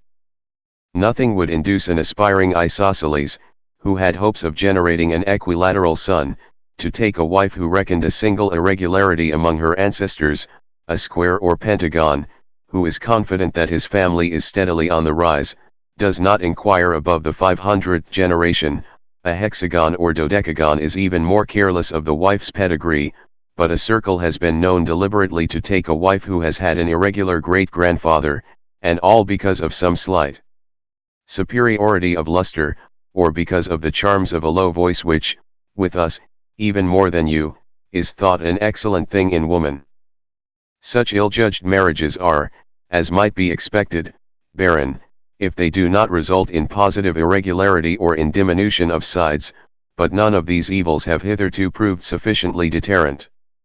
The loss of a few sides in a highly developed polygon is not easily noticed, and is sometimes compensated by a successful operation in the neotherapeutic gymnasium, as I have described above, and the circles are too much disposed to acquiesce in infecundity as a law of the superior development. Yet, if this evil be not arrested, the gradual diminution of the circular class may soon become more rapid, and the time may be not far distant when, the race being no longer able to produce a chief circle, the constitution of Flatland must fall. One other word of warning suggests itself to me, though I cannot so easily mention a remedy, and this also refers to our relations with women. About 300 years ago, it was decreed by the chief circle that, since women are deficient in reason but abundant in emotion, they ought no longer to be treated as rational, nor receive any mental education. The consequence was that they were no longer taught to read, nor even to master arithmetic enough to enable them to count the angles of their husband or children, and hence they sensibly declined during each generation in intellectual power. And this system of female non-education or quietism still prevails. My fear is that, with the best intentions, this policy has been carried so far as to react injuriously on the male sex. For the consequence is that, as things now are, we males have to lead a kind of bilingual, and I may almost say bimental, existence. With women, we speak of love, duty, right, wrong, pity, hope, and other irrational and emotional conceptions, which have no existence, and the fiction of which has no object except to control feminine exuberances, but among ourselves, and in our books, we have an entirely different vocabulary and I may almost say, idiom. Love then becomes the anticipation of benefits, duty becomes necessity or fitness, and other words are correspondingly transmuted. Moreover, among women, we use language implying the utmost deference for their sex, and they fully believe that the chief circle himself is not more devoutly adored by us than they are, but behind their backs they are both regarded and spoken of by all except the very young as being little better than mindless organisms. Our theology also in the women's chambers is entirely different from our theology elsewhere. Now my humble fear is that this double training, in language as well as in thought, imposes somewhat too heavy a burden upon the young, especially when, at the age of 3 years old, they are taken from the maternal care and taught to unlearn the old language except for the purpose of repeating it in the presence of their mothers and nurses and to learn the vocabulary and idiom of science. Already methinks I discern a weakness in the grasp of mathematical truth at the present time as compared with the more robust intellect of our ancestors 300 years ago. I say nothing of the possible danger if a woman should ever surreptitiously learn to read and convey to her sex the result of her perusal of a single popular volume, nor of the possibility that the indiscretion or disobedience of some infant male might reveal to a mother the secrets of the logical dialect. On the simple ground of the enfeebling of the male intellect, I rest this humble appeal to the highest authorities to reconsider the regulations of female education. Part 2, Other Worlds. O brave new worlds, that have such people in them. Section 13. How I had a vision of Lineland. It was the last day but one of the 1999th year of our era, and the first day of the long vacation. Having amused myself till a late hour with my favorite recreation of geometry, I had retired to rest with an unsolved problem in my mind. In the night I had a dream. I saw before me a vast multitude of small straight lines, which I naturally assumed to be women, interspersed with other beings still smaller and of the nature of lustrous points all moving to and fro in one and the same straight line, and, as nearly as I could judge, with the same velocity. A noise of confused, multitudinous chirping or twittering issued from them at intervals as long as they were moving, but sometimes they ceased from motion, and then all was silence. Approaching one of the largest of what I thought to be women, I accosted her, but received no answer. A second and a third appeal on my part were equally ineffectual. Losing patience at what appeared to me intolerable rudeness, I brought my mouth into a position full in front of her mouth so as to intercept her motion, and loudly repeated my question, "Woman, what signifies this concourse, and this strange and confused chirping, and this monotonous motion to and fro in one and the same straight line?" "I am no woman," replied the small line. "I am the monarch of the world." "But thou, whence intrudest thou into my realm of Lineland?" Receiving this abrupt reply, I begged pardon if I had in any way startled or molested His Royal Highness, and describing myself as a stranger I besought the king to give me some account of his dominions. But I had the greatest possible difficulty in obtaining any information on points that really interested me, for the monarch could not refrain from constantly assuming that whatever was familiar to him must also be known to me and that I was simulating ignorance in jest. However, by persevering questions I elicited the following facts. It seemed that this poor ignorant monarch as he called himself was persuaded that the straight line which he called his kingdom, and in which he passed his existence, constituted the whole of the world, and indeed the whole of space. Not being able either to move or to see, save in his straight line, he had no conception of anything out of it.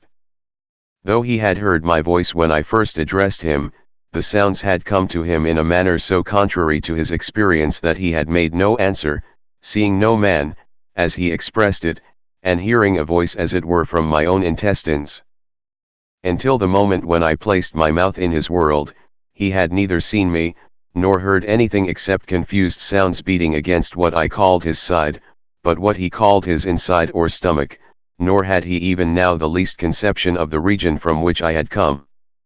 Outside his world, or line, all was a blank to him, nay, not even a blank, for a blank implies space, say, rather, all was non-existent. His subjects, of whom the small lines were men and the points women, were all alike confined in motion and eyesight to that single straight line, which was their world. It need scarcely be added that the whole of their horizon was limited to a point, nor could any one ever see anything but a point. Man, woman, child, thing, each was a point to the eye of a Linelander. Only by the sound of the voice could sex or age be distinguished. Moreover, as each individual occupied the whole of the narrow path, so to speak, which constituted his universe, and no one could move to the right or left to make way for passers-by, it followed that no Linelander could ever pass another. Once neighbors, always neighbors. Neighborhood with them was like marriage with us. Neighbors remained neighbors till death did them part. Such a life, with all vision limited to a point, and all motion to a straight line, seemed to me inexpressibly dreary, and I was surprised to note the vivacity and cheerfulness of the king. Wondering whether it was possible, amid circumstances so unfavorable to domestic relations, to enjoy the pleasures of conjugal union, I hesitated for some time to question His Royal Highness on so delicate a subject, but at last I plunged into it by abruptly inquiring as to the health of his family. "My wives and children," he replied, "are well and happy."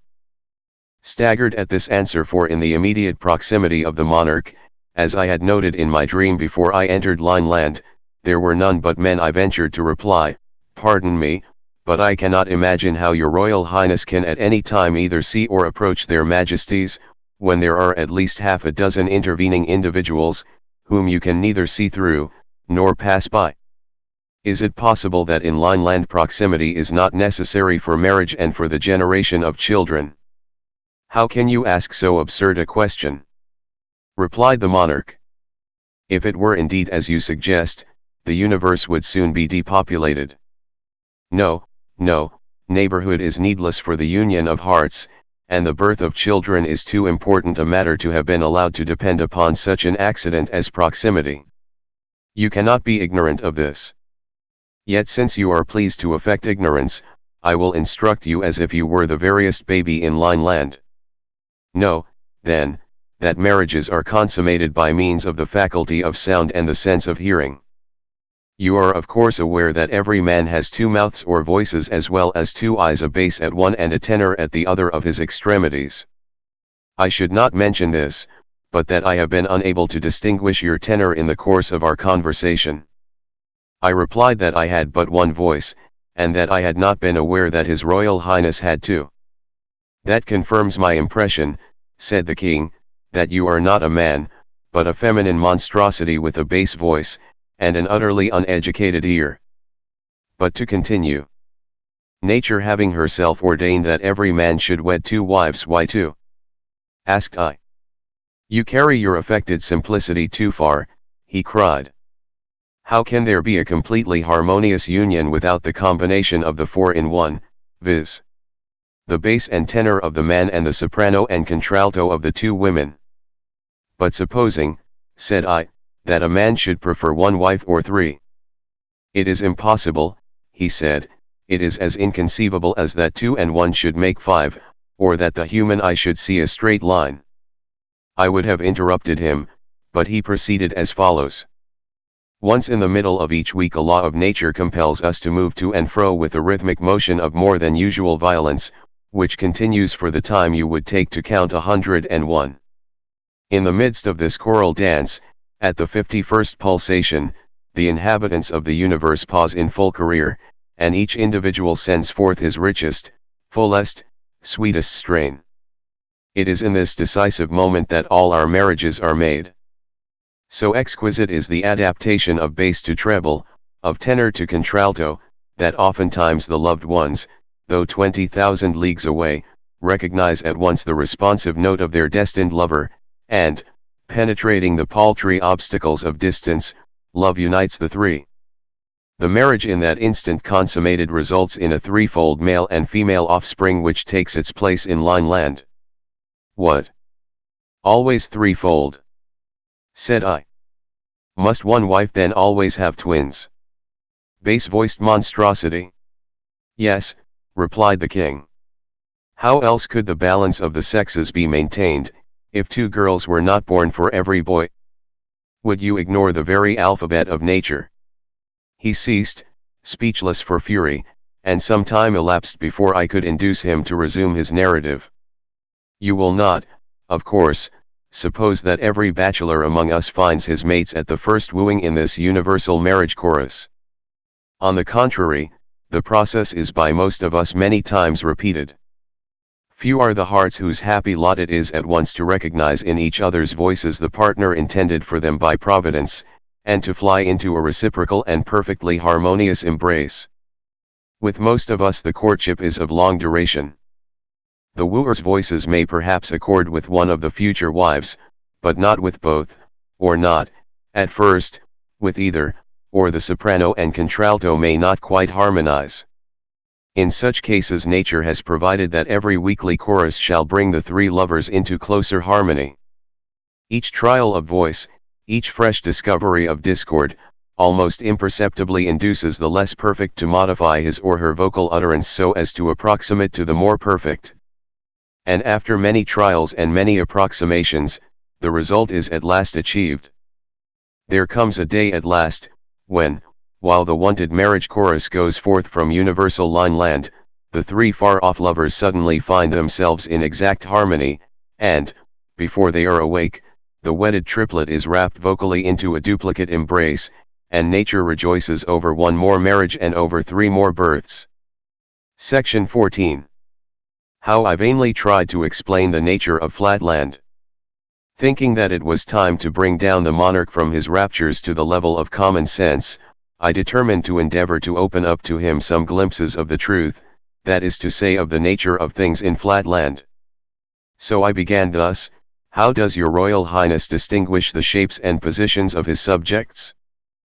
I for my part noticed by the sense of sight, before I entered your kingdom, that some of your people are lines and others points, and that some of the lines are larger. You speak of an impossibility, interrupted the king. You must have seen a vision, for to detect the difference between a line and a point by the sense of sight is, as everyone knows, in the nature of things, impossible, but it can be detected by the sense of hearing, and by the same means my shape can be exactly ascertained. Behold me, I am a line, the longest in Lineland, over 6 inches of space of length, I ventured to suggest. Fool, said he, space is length. Interrupt me again, and I have done. I apologized, but he continued scornfully, since you are impervious to argument, you shall hear with your ears how by means of my two voices I reveal my shape to my wives, who are at this moment 6,000 miles 70 yards 2 feet 8 inches away, the one to the north, the other to the south. Listen, I call to them. He chirrupied, and then complacently continued, my wives at this moment receiving the sound of one of my voices, closely followed by the other, and perceiving that the latter reaches them after an interval in which sound can traverse 6.457 inches, infer that one of my mouths is 6.457 inches further from them than the other, and accordingly know my shape to be 6.457 inches. But you will of course understand that my wives do not make this calculation every time they hear my two voices. They made it, once for all, before we were married. But they could make it at any time. And in the same way I can estimate the shape of any of my male subjects by the sense of sound. But how, said I, If a man feigns a woman's voice with one of his two voices, or so disguises his southern voice that it cannot be recognized as the echo of the northern, may not such deceptions cause great inconvenience? And have you no means of checking frauds of this kind by commanding your neighboring subjects to feel one another? This of course was a very stupid question, for feeling could not have answered the purpose, but I asked with the view of irritating the monarch, and I succeeded perfectly. What? Cried he in horror, explain your meaning. Feel, touch, come into contact, I replied. If you mean by feeling, said the king, approaching so close as to leave no space between two individuals, know, stranger, that this offense is punishable in my dominions by death. And the reason is obvious. The frail form of a woman, being liable to be shattered by such an approximation, must be preserved by the state, but since women cannot be distinguished by the sense of sight from men, the law ordains universally that neither man nor woman shall be approached so closely as to destroy the interval between the approximator and the approximated. And indeed what possible purpose would be served by this illegal and unnatural excess of approximation which you call touching, when all the ends of so brutal and coarse a process are attained at once more easily and more exactly by the sense of hearing? As to your suggested danger of deception, it is non-existent, for the voice, being the essence of one's being, cannot be thus changed at will. But come, suppose that I had the power of passing through solid things, so that I could penetrate my subjects, one after another, even to the number of 1,000,000,000, verifying the size and distance of each by the sense of feeling, how much time and energy would be wasted in this clumsy and inaccurate method? Whereas now, in one moment of audition, I take as it were the census and statistics, local, corporeal, mental and spiritual, of every living being in Lineland. Hark, only hark. So saying he paused and listened, as if in an ecstasy, to a sound which seemed to me no better than a tiny chirping from an innumerable multitude of Lilliputian grasshoppers. Truly, replied I, your sense of hearing serves you in good stead, and fills up many of your deficiencies. But permit me to point out that your life in Lineland must be deplorably dull. To see nothing but a point. Not even to be able to contemplate a straight line. Nay, not even to know what a straight line is. To see, yet be cut off from those linear prospects which are vouchsafed to us in Flatland. Better surely to have no sense of sight at all than to see so little. I grant you I have not your discriminative faculty of hearing, for the concert of all Lineland which gives you such intense pleasure, is to me no better than a multitudinous twittering or chirping. But at least I can discern, by sight, a line from a point. And let me prove it. Just before I came into your kingdom, I saw you dancing from left to right, and then from right to left, with 7 men and a woman in your immediate proximity on the left, and 8 men and 2 women on your right. Is not this correct? It is correct, said the king, so far as the numbers and sexes are concerned, though I know not what you mean by right and left. But I deny that you saw these things. For how could you see the line, that is to say the inside, of any man? But you must have heard these things, and then dreamed that you saw them. And let me ask what you mean by those words left and right. I suppose it is your way of saying northward and southward. Not so, replied I, besides your motion of northward and southward, there is another motion which I call from right to left. King. Exhibit to me, if you please, this motion from left to right. I. Nay, that I cannot do, unless you could step out of your line altogether. King. Out of my line? Do you mean out of the world? Out of space? I. Well, yes. Out of your world. Out of your space. For your space is not the true space. True space is a plane, but your space is only a line. King. If you cannot indicate this motion from left to right by yourself moving in it, then I beg you to describe it to me in words. I. If you cannot tell your right side from your left, I fear that no words of mine can make my meaning clear to you. But surely you cannot be ignorant of so simple a distinction. King. I do not in the least understand you. Alas! How shall I make it clear? When you move straight on, does it not sometimes occur to you that you could move in some other way, turning your eye round so as to look in the direction towards which your side is now fronting? In other words, instead of always moving in the direction of one of your extremities, do you never feel a desire to move in the direction, so to speak, of your side? King. Never. And what do you mean? How can a man's inside front in any direction? Or how can a man move in the direction of his inside?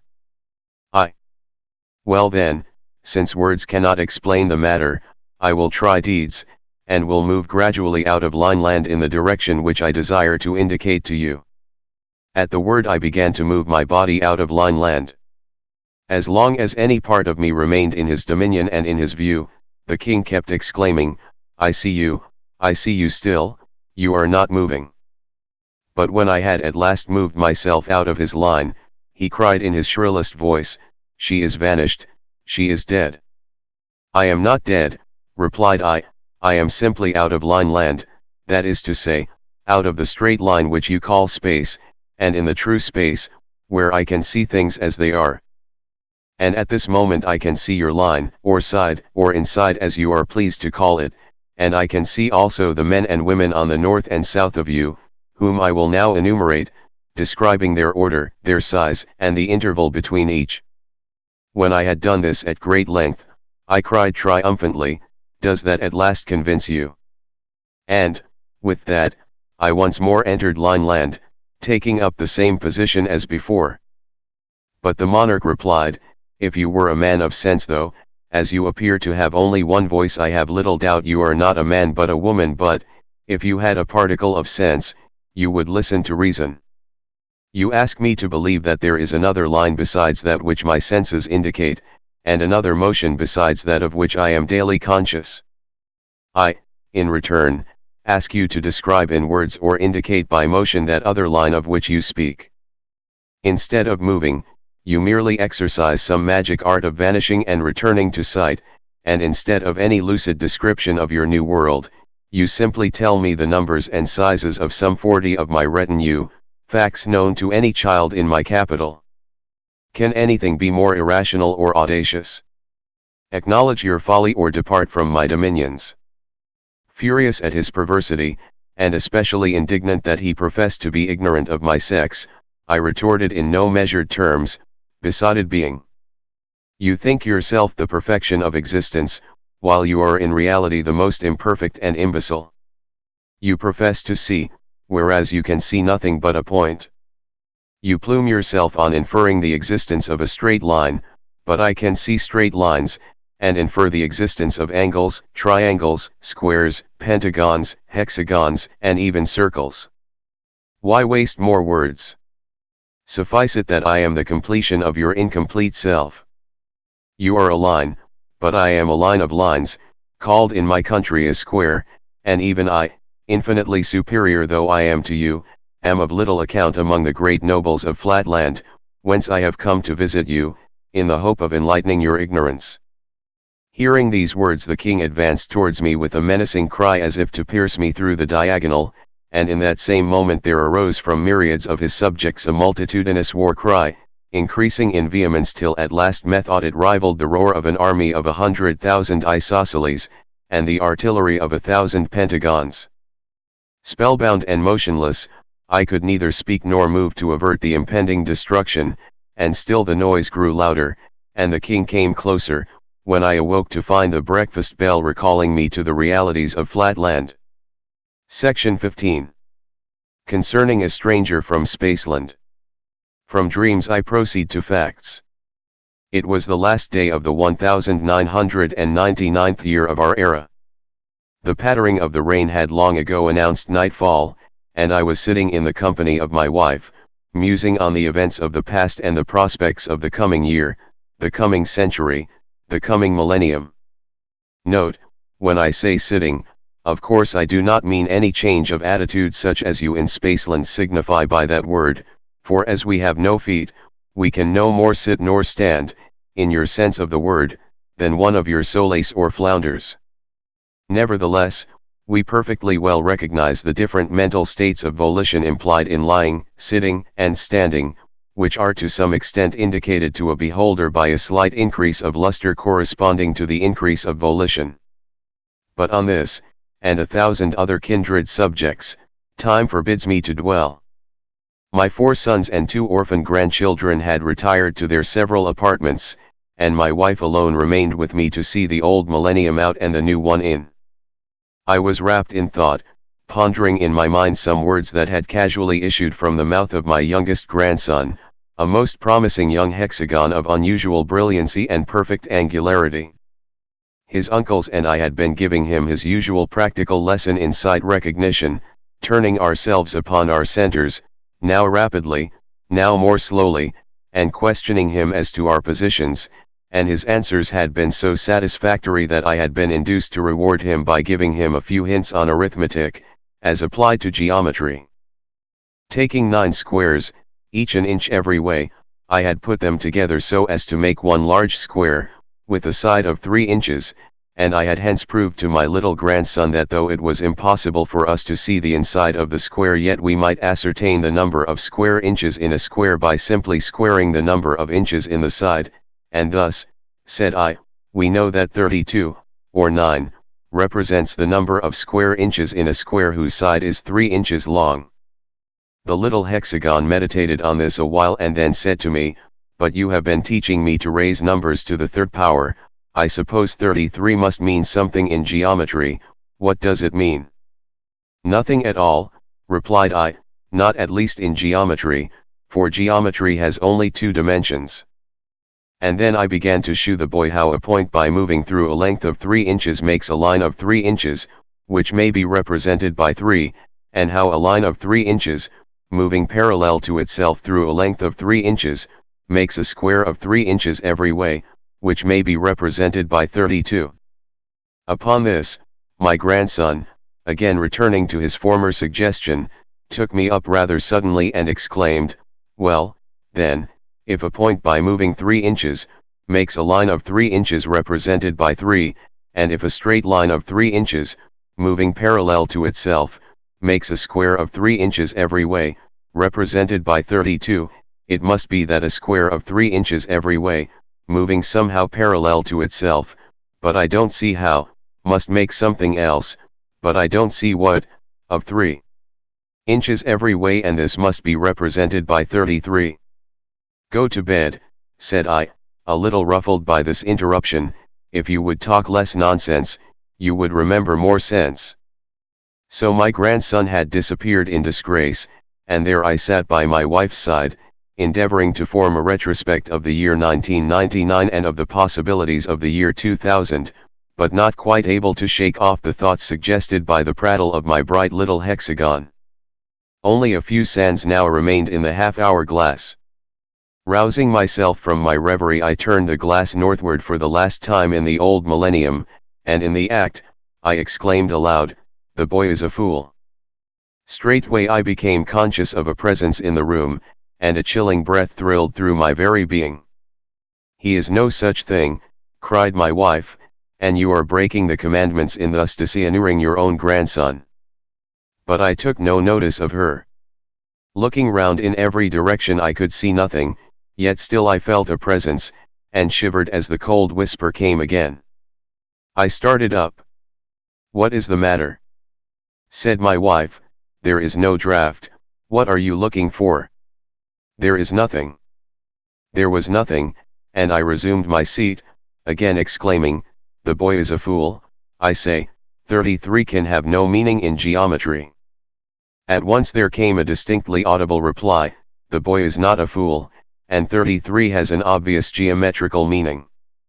My wife as well as myself heard the words, although she did not understand their meaning, and both of us sprang forward in the direction of the sound. What was our horror when we saw before us a figure! At the first glance it appeared to be a woman, seen sideways, but a moment's observation shewed me that the extremities passed into dimness too rapidly to represent one of the female sex, and I should have thought it a circle, only that it seemed to change its size in a manner impossible for a circle or for any regular figure of which I had had experience. But my wife had not my experience, nor the coolness necessary to note these characteristics. With the usual hastiness and unreasoning jealousy of her sex, she flew at once to the conclusion that a woman had entered the house through some small aperture. "How comes this person here?" she exclaimed. "You promised me, my dear, that there should be no ventilators in our new house." "Nor are there any," said I, "but what makes you think that the stranger is a woman?" "I see by my power of sight recognition." "Oh, I have no patience with your sight recognition," replied she. "Feeling is believing, and a straight line to the touch is worth a circle to the sight." 2 Proverbs, very common with the friendlier sex in Flatland. "Well," said I, for I was afraid of irritating her, "if it must be so, demand an introduction." Assuming her most gracious manner, my wife advanced towards the stranger. "Permit me, madam, to feel and be felt by." Then, suddenly recoiling, "Oh! It is not a woman, and there are no angles either, not a trace of one. Can it be that I have so misbehaved to a perfect circle?" "I am indeed, in a certain sense a circle," replied the voice, "and a more perfect circle than any in Flatland, but to speak more accurately, I am many circles in one." Then he added more mildly, "I have a message, dear madam, to your husband, which I must not deliver in your presence, and, if you would suffer us to retire for a few minutes." But my wife would not listen to the proposal that our august visitor should so incommode himself, and assuring the circle that the hour of her own retirement had long passed, with many reiterated apologies for her recent indiscretion, she at last retreated to her apartment. I glanced at the half-hour glass. The last sands had fallen. The third millennium had begun. Section 16. How the stranger vainly endeavored to reveal to me, in words, the mysteries of Spaceland. As soon as the sound of the peace cry of my departing wife had died away, I began to approach the stranger with the intention of taking a nearer view and of bidding him be seated, but his appearance struck me dumb and motionless with astonishment. Without the slightest symptoms of angularity, he nevertheless varied every instant with gradations of size and brightness scarcely possible for any figure within the scope of my experience. The thought flashed across me that I might have before me a burglar or cutthroat, some monstrous irregular isosceles, who, by feigning the voice of a circle, had obtained admission somehow into the house, and was now preparing to stab me with his acute angle. In a sitting room, the absence of fog, and the season happened to be remarkably dry, made it difficult for me to trust to sight recognition, especially at the short distance at which I was standing. Desperate with fear, I rushed forward with an unceremonious, "You must permit me, sir," and felt him. My wife was right. There was not the trace of an angle, not the slightest roughness or inequality. Never in my life had I met with a more perfect circle. He remained motionless while I walked round him, beginning from his eye and returning to it again. Circular he was throughout, a perfectly satisfactory circle, there could not be a doubt of it.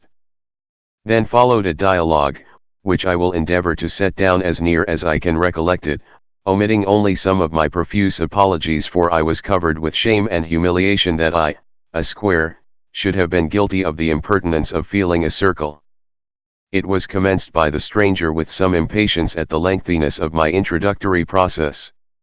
"Stranger, have you felt me enough by this time? Are you not introduced to me yet?" "I, most illustrious sir, excuse my awkwardness, which arises not from ignorance of the usages of polite society, but from a little surprise and nervousness, consequent on this somewhat unexpected visit. And I beseech you to reveal my indiscretion to no one, and especially not to my wife. But before your lordship enters into further communications, would he deign to satisfy the curiosity of one who would gladly know whence his visitor came?" Stranger. From space, sir, whence else?" "I.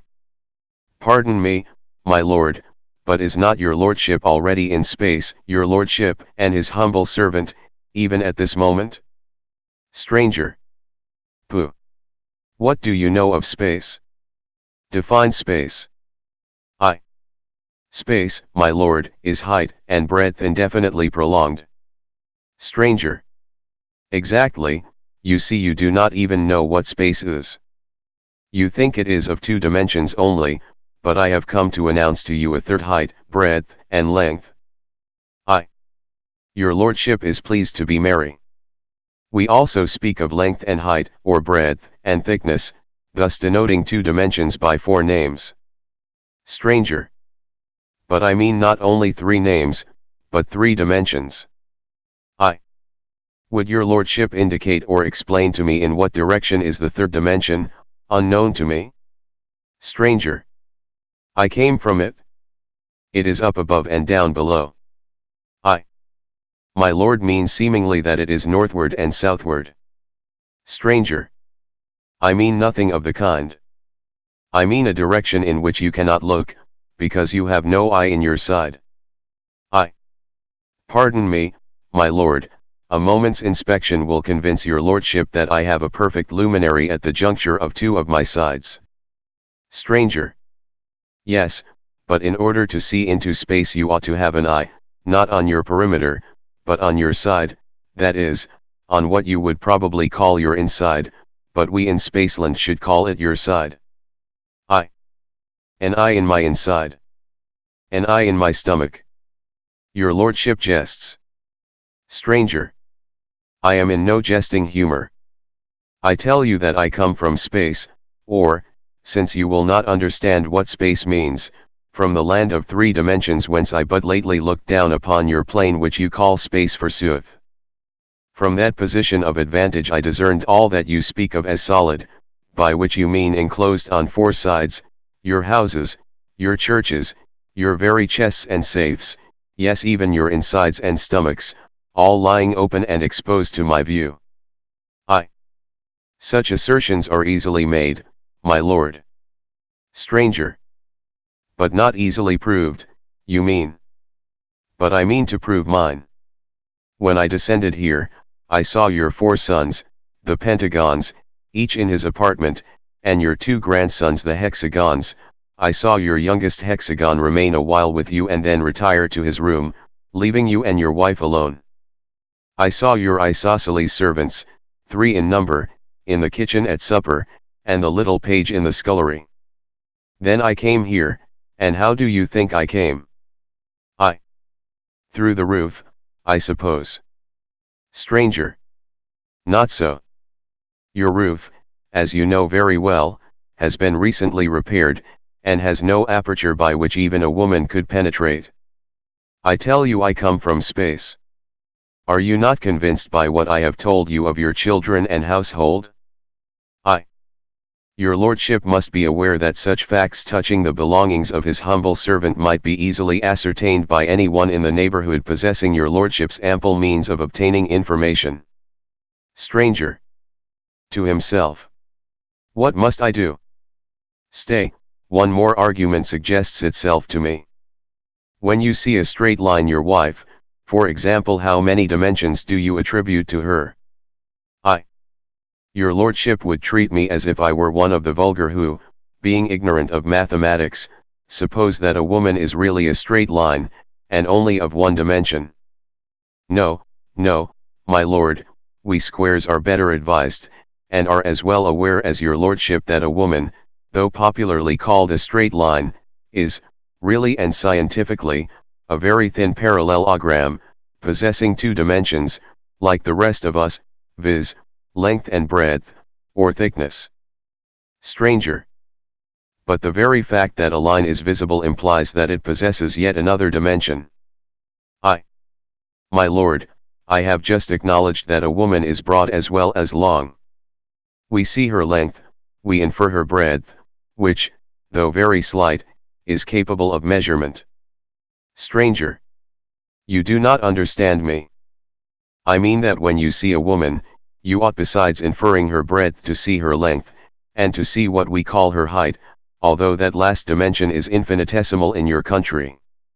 If a line were mere length without height, it would cease to occupy space and would become invisible.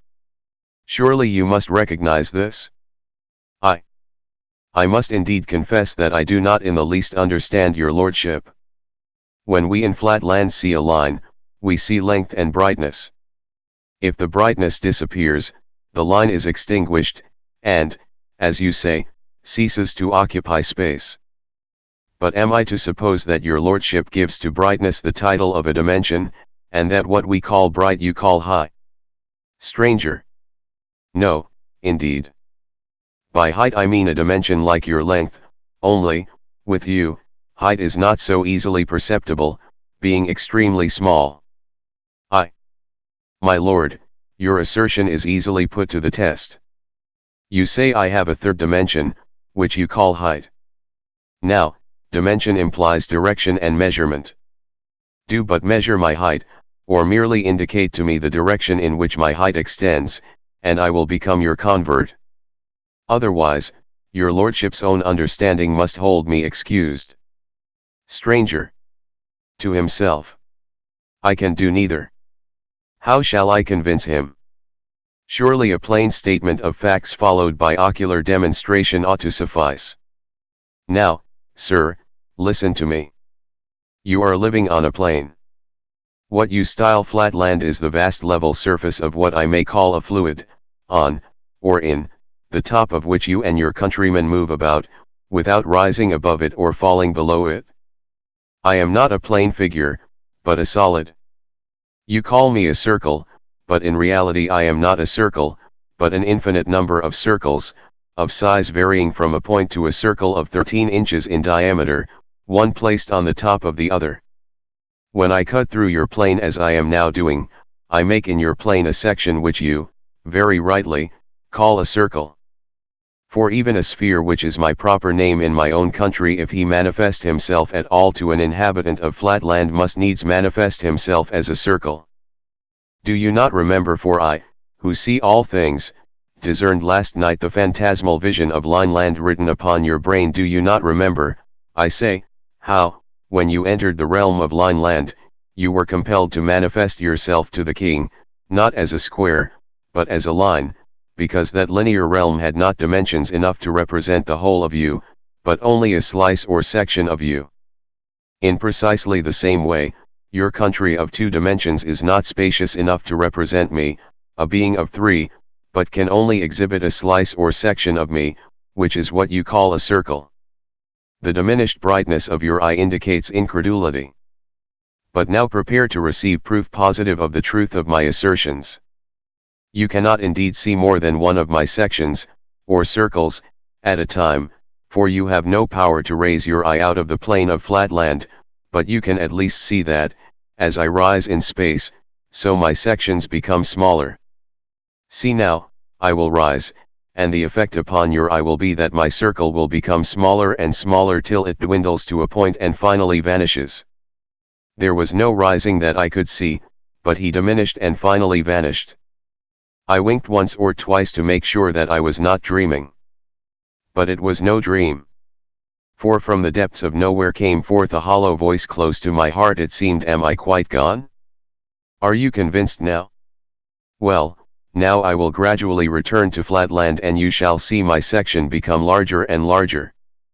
Every reader in Spaceland will easily understand that my mysterious guest was speaking the language of truth and even of simplicity. But to me, proficient though I was in Flatland mathematics, it was by no means a simple matter. The rough diagram given above will make it clear to any Spaceland child that the sphere, ascending in the 3 positions indicated there, must needs have manifested himself to me, or to any Flatlander, as a circle, at first of full size, then small, and at last very small indeed, approaching to a point. But to me, although I saw the facts before me, the causes were as dark as ever. All that I could comprehend was, that the circle had made himself smaller and vanished, and that he had now reappeared and was rapidly making himself larger. When he regained his original size, he heaved a deep sigh, for he perceived by my silence that I had altogether failed to comprehend him. And indeed I was now inclining to the belief that he must be no circle at all, but some extremely clever juggler, or else that the old wives' tales were true, and that after all there were such people as enchanters and magicians. After a long pause he muttered to himself, one resource alone remains, if I am not to resort to action. I must try the method of analogy. Then followed a still longer silence, after which he continued our dialogue. Sphere. Tell me, Mr. Mathematician, if a point moves northward, and leaves a luminous wake, what name would you give to the wake? I. A straight line. Sphere. And a straight line has how many extremities? I. 2.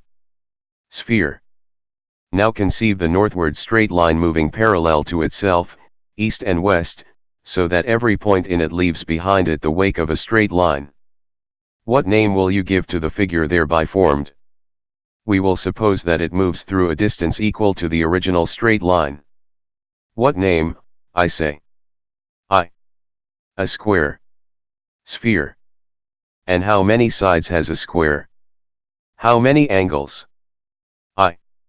4 sides and 4 angles. Sphere. Now stretch your imagination a little, and conceive a square in Flatland, moving parallel to itself upward. I. What? Northward. Sphere. No, not northward, upward, out of Flatland altogether. If it moved northward, the southern points in the square would have to move through the positions previously occupied by the northern points. But that is not my meaning. I mean that every point in you, for you are a square and will serve the purpose of my illustration, every point in you, that is to say in what you call your inside, is to pass upwards through space in such a way that no point shall pass through the position previously occupied by any other point, but each point shall describe a straight line of its own. This is all in accordance with analogy, surely it must be clear to you. Restraining my impatience, for I was now under a strong temptation to rush blindly at my visitor and to precipitate him into space, or out of Flatland, anywhere, so that I could get rid of him, I replied. And what may be the nature of the figure which I am to shape out by this motion which you are pleased to denote by the word upward? I presume it is describable in the language of Flatland. Sphere. Oh, certainly. It is all plain and simple, and in strict accordance with analogy only. By the way, you must not speak of the result as being a figure, but as a solid. But I will describe it to you. Or rather not I, but analogy. We began with a single point, which of course being itself a point has only one terminal point. One point produces a line with 2 terminal points. One line produces a square with 4 terminal points. Now you can give yourself the answer to your own question. 1, 2, 4, are evidently in geometrical progression. What is the next number? I. 8. Sphere. Exactly. The one square produces a something which you do not as yet know a name for, but which we call a cube with 8 terminal points. Now are you convinced? I. And has this creature sides, as well as angles, or what you call terminal points? Sphere. Of course, and all according to analogy. But, by the way, not what you call sides, but what we call sides. You would call them solids. I. And how many solids or sides will appertain to this being whom I am to generate by the motion of my inside in an upward direction, and whom you call a cube? Sphere. How can you ask? And you a mathematician? The side of anything is always, if I may so say, one dimension behind the thing. Consequently, as there is no dimension behind a point has 0 sides. A line, if I may say, has 2 sides, for the points of a line may be called by courtesy its sides. A square has 4 sides, 0, 2, 4, what progression do you call that? I. Arithmetical. Sphere. And what is the next number? I. 6. Sphere. Exactly. Then you see you have answered your own question. The cube which you will generate will be bounded by 6 sides, that is to say, 6 of your insides. You see it all now, et. Monster, I shrieked, be thou juggler, enchanter, dream, or devil, no more will I endure thy mockeries. Either thou or I must perish. And saying these words I precipitated myself upon him. Section 17. How the sphere, having in vain tried words, resorted to deeds. It was in vain. I brought my hardest right angle into violent collision with the stranger, pressing on him with a force sufficient to have destroyed any ordinary circle, but I could feel him slowly and unarrestably slipping from my contact, no edging to the right nor to the left, but moving somehow out of the world, and vanishing to nothing. Soon there was a blank. But still I heard the intruder's voice. Sphere. Why will you refuse to listen to reason?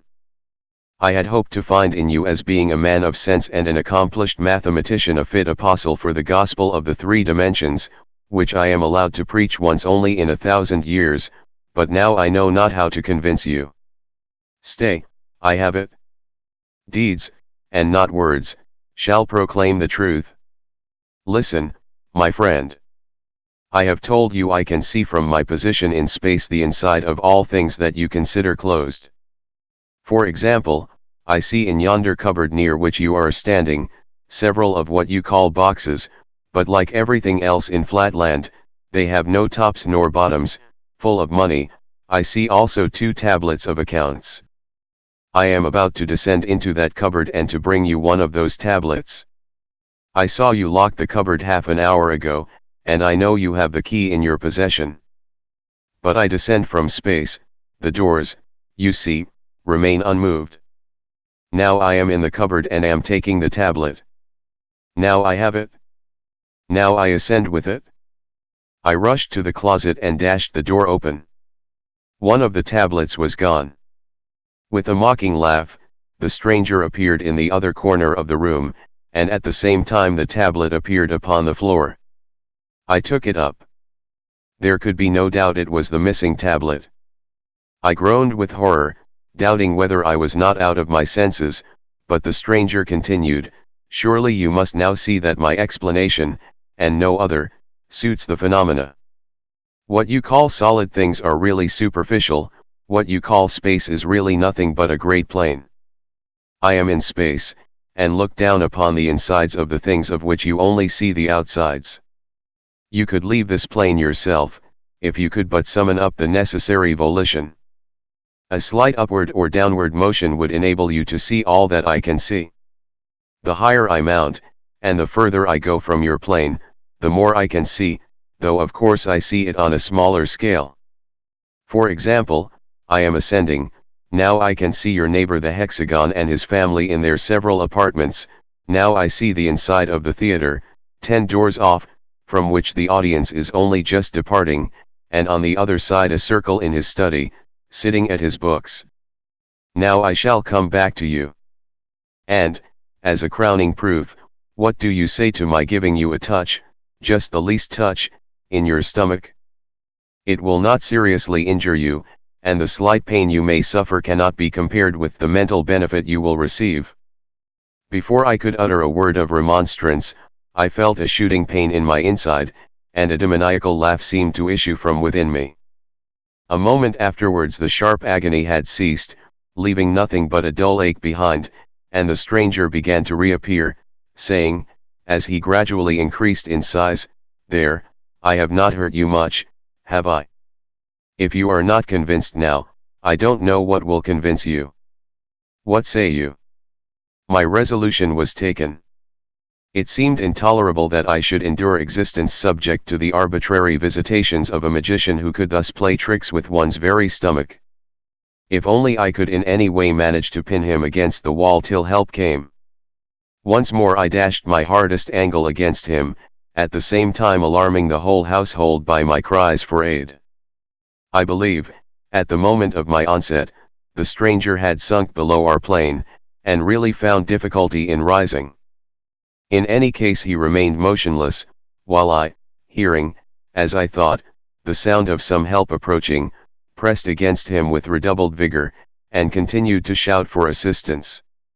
A convulsive shudder ran through the sphere. This must not be, I thought I heard him say, either he must listen to reason, or I must have recourse to the last resource of civilization. Then, addressing me in a louder tone, he hurriedly exclaimed, "Listen, no stranger must witness what you have witnessed. Send your wife back at once, before she enters the apartment. The gospel of 3 dimensions must not be thus frustrated. Not thus must the fruits of 1,000 years of waiting be thrown away. I hear her coming. Back. Back. Away from me, or you must go with me whither you know not, into the land of 3 dimensions. Fool! Madman!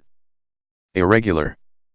I exclaimed, "Never will I release thee, thou shalt pay the penalty of thine impostures." "Ha! Is it come to this?"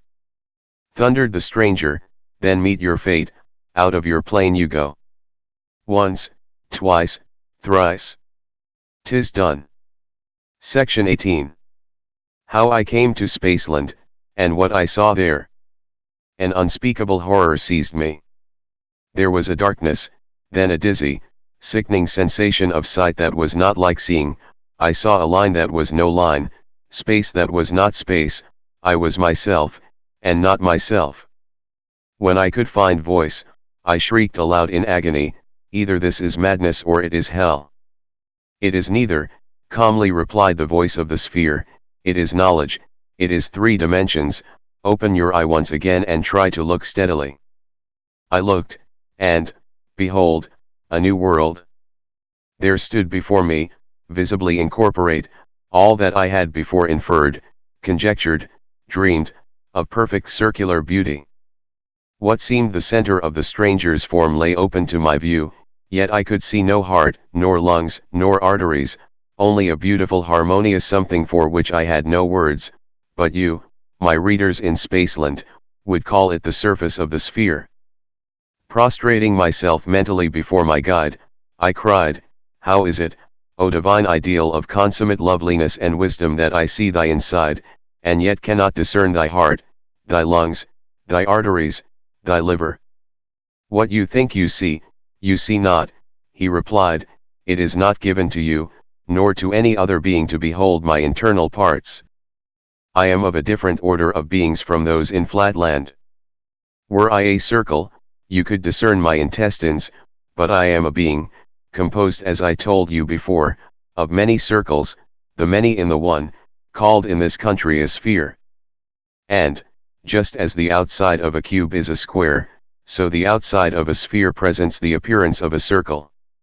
Bewildered though I was by my teacher's enigmatic utterance, I no longer chafed against it, but worshipped him in silent adoration. He continued, with more mildness in his voice, "Distress not yourself if you cannot at first understand the deeper mysteries of Spaceland. By degrees they will dawn upon you. Let us begin by casting back a glance at the region whence you came. Return with me a while to the plains of Flatland, and I will shew you that which you have often reasoned and thought about, but never seen with the sense of sight a visible angle." "Impossible!" I cried, but, the sphere leading the way, I followed as if in a dream, till once more his voice arrested me. "Look yonder, and behold your own pentagonal house, and all its inmates." I looked below, and saw with my physical eye all that domestic individuality which I had hitherto merely inferred with the understanding. And how poor and shadowy was the inferred conjecture in comparison with the reality which I now beheld. My 4 sons calmly asleep in the northwestern rooms, my 2 orphan grandsons to the south, the servants, the butler, my daughter, all in their several apartments. Only my affectionate wife, alarmed by my continued absence, had quitted her room and was roving up and down in the hall, anxiously awaiting my return. Also the page, aroused by my cries, had left his room, and under pretext of ascertaining whether I had fallen somewhere in a faint, was prying into the cabinet in my study.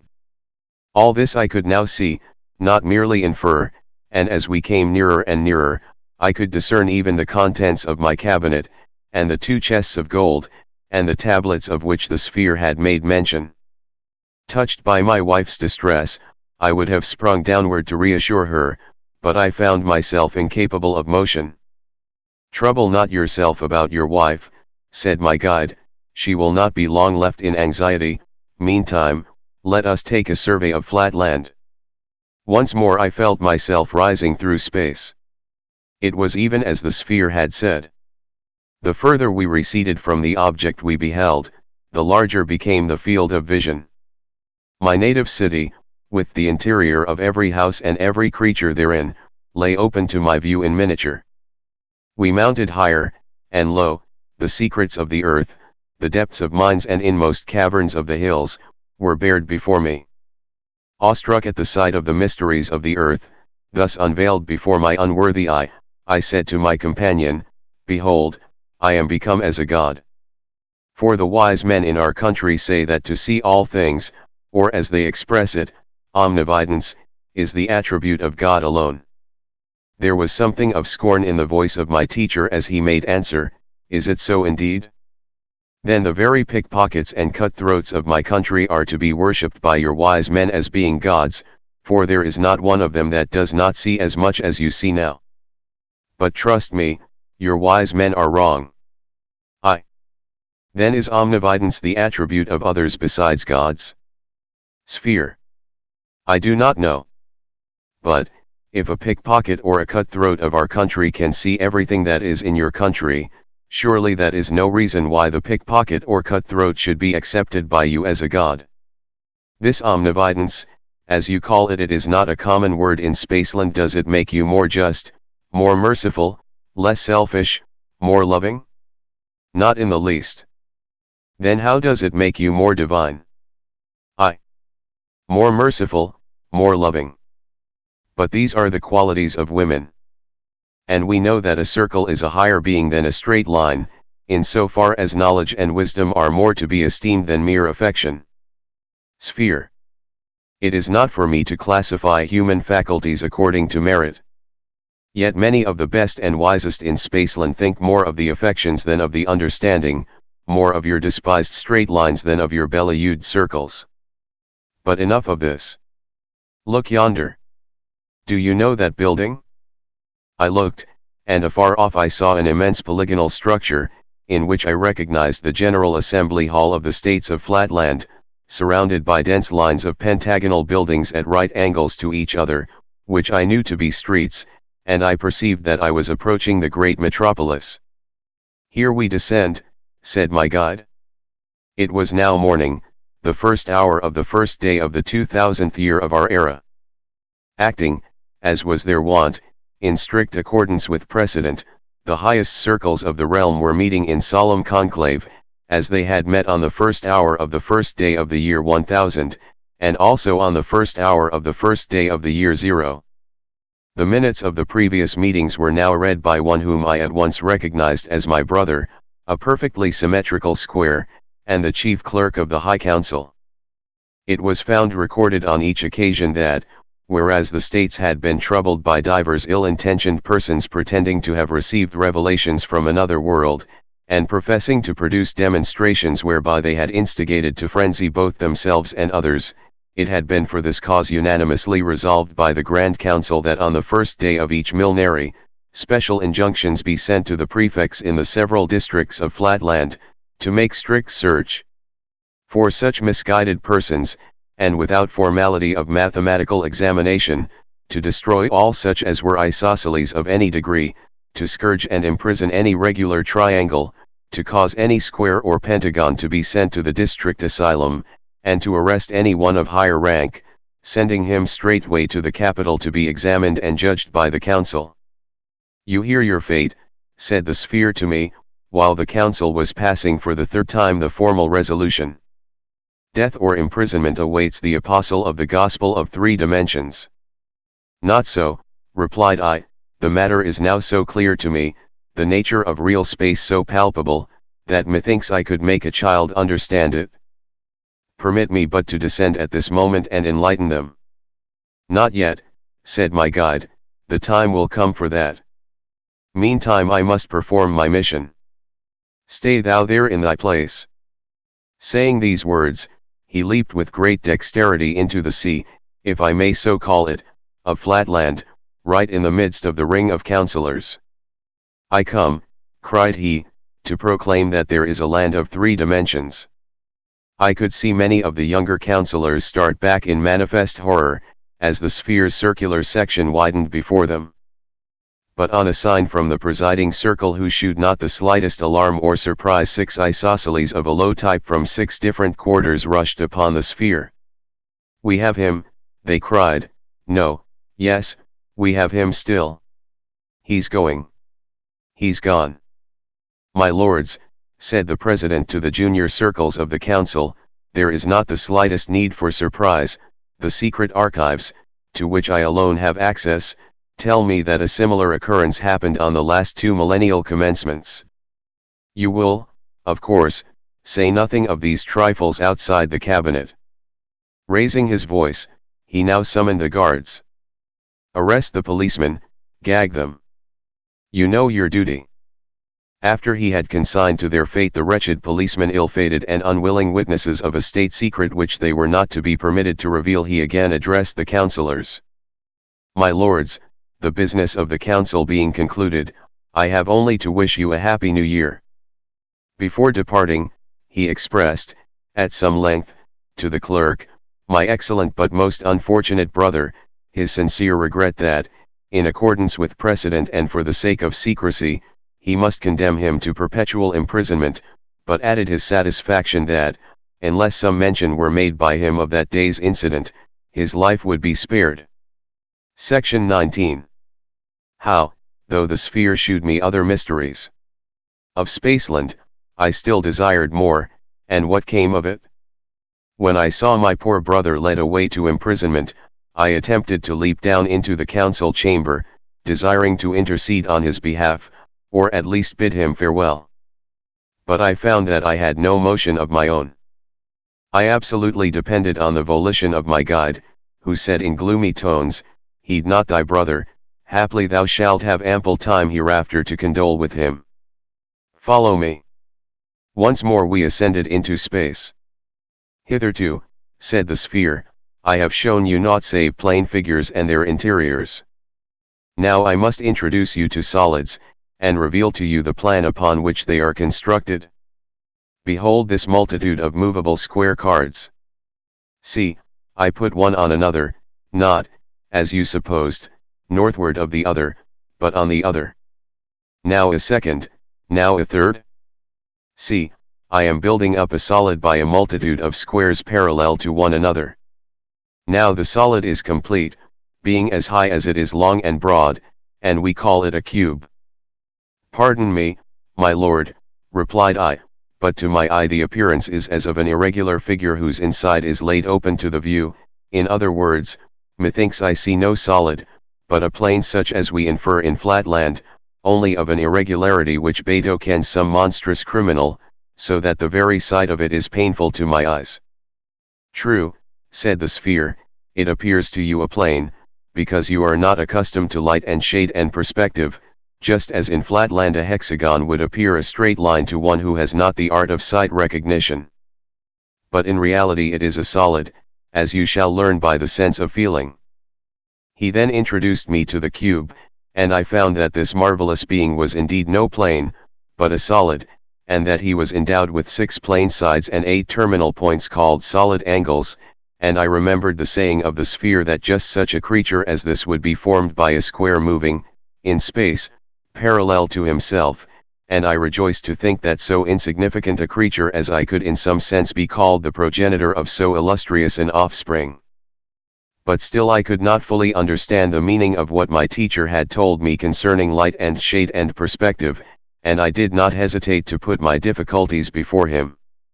Were I to give the sphere's explanation of these matters, succinct and clear though it was, it would be tedious to an inhabitant of space, who knows these things already.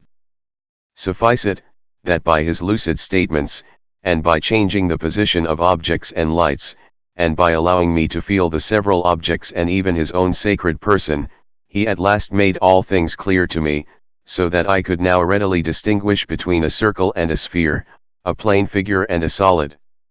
This was the climax, the paradise, of my strange eventful history.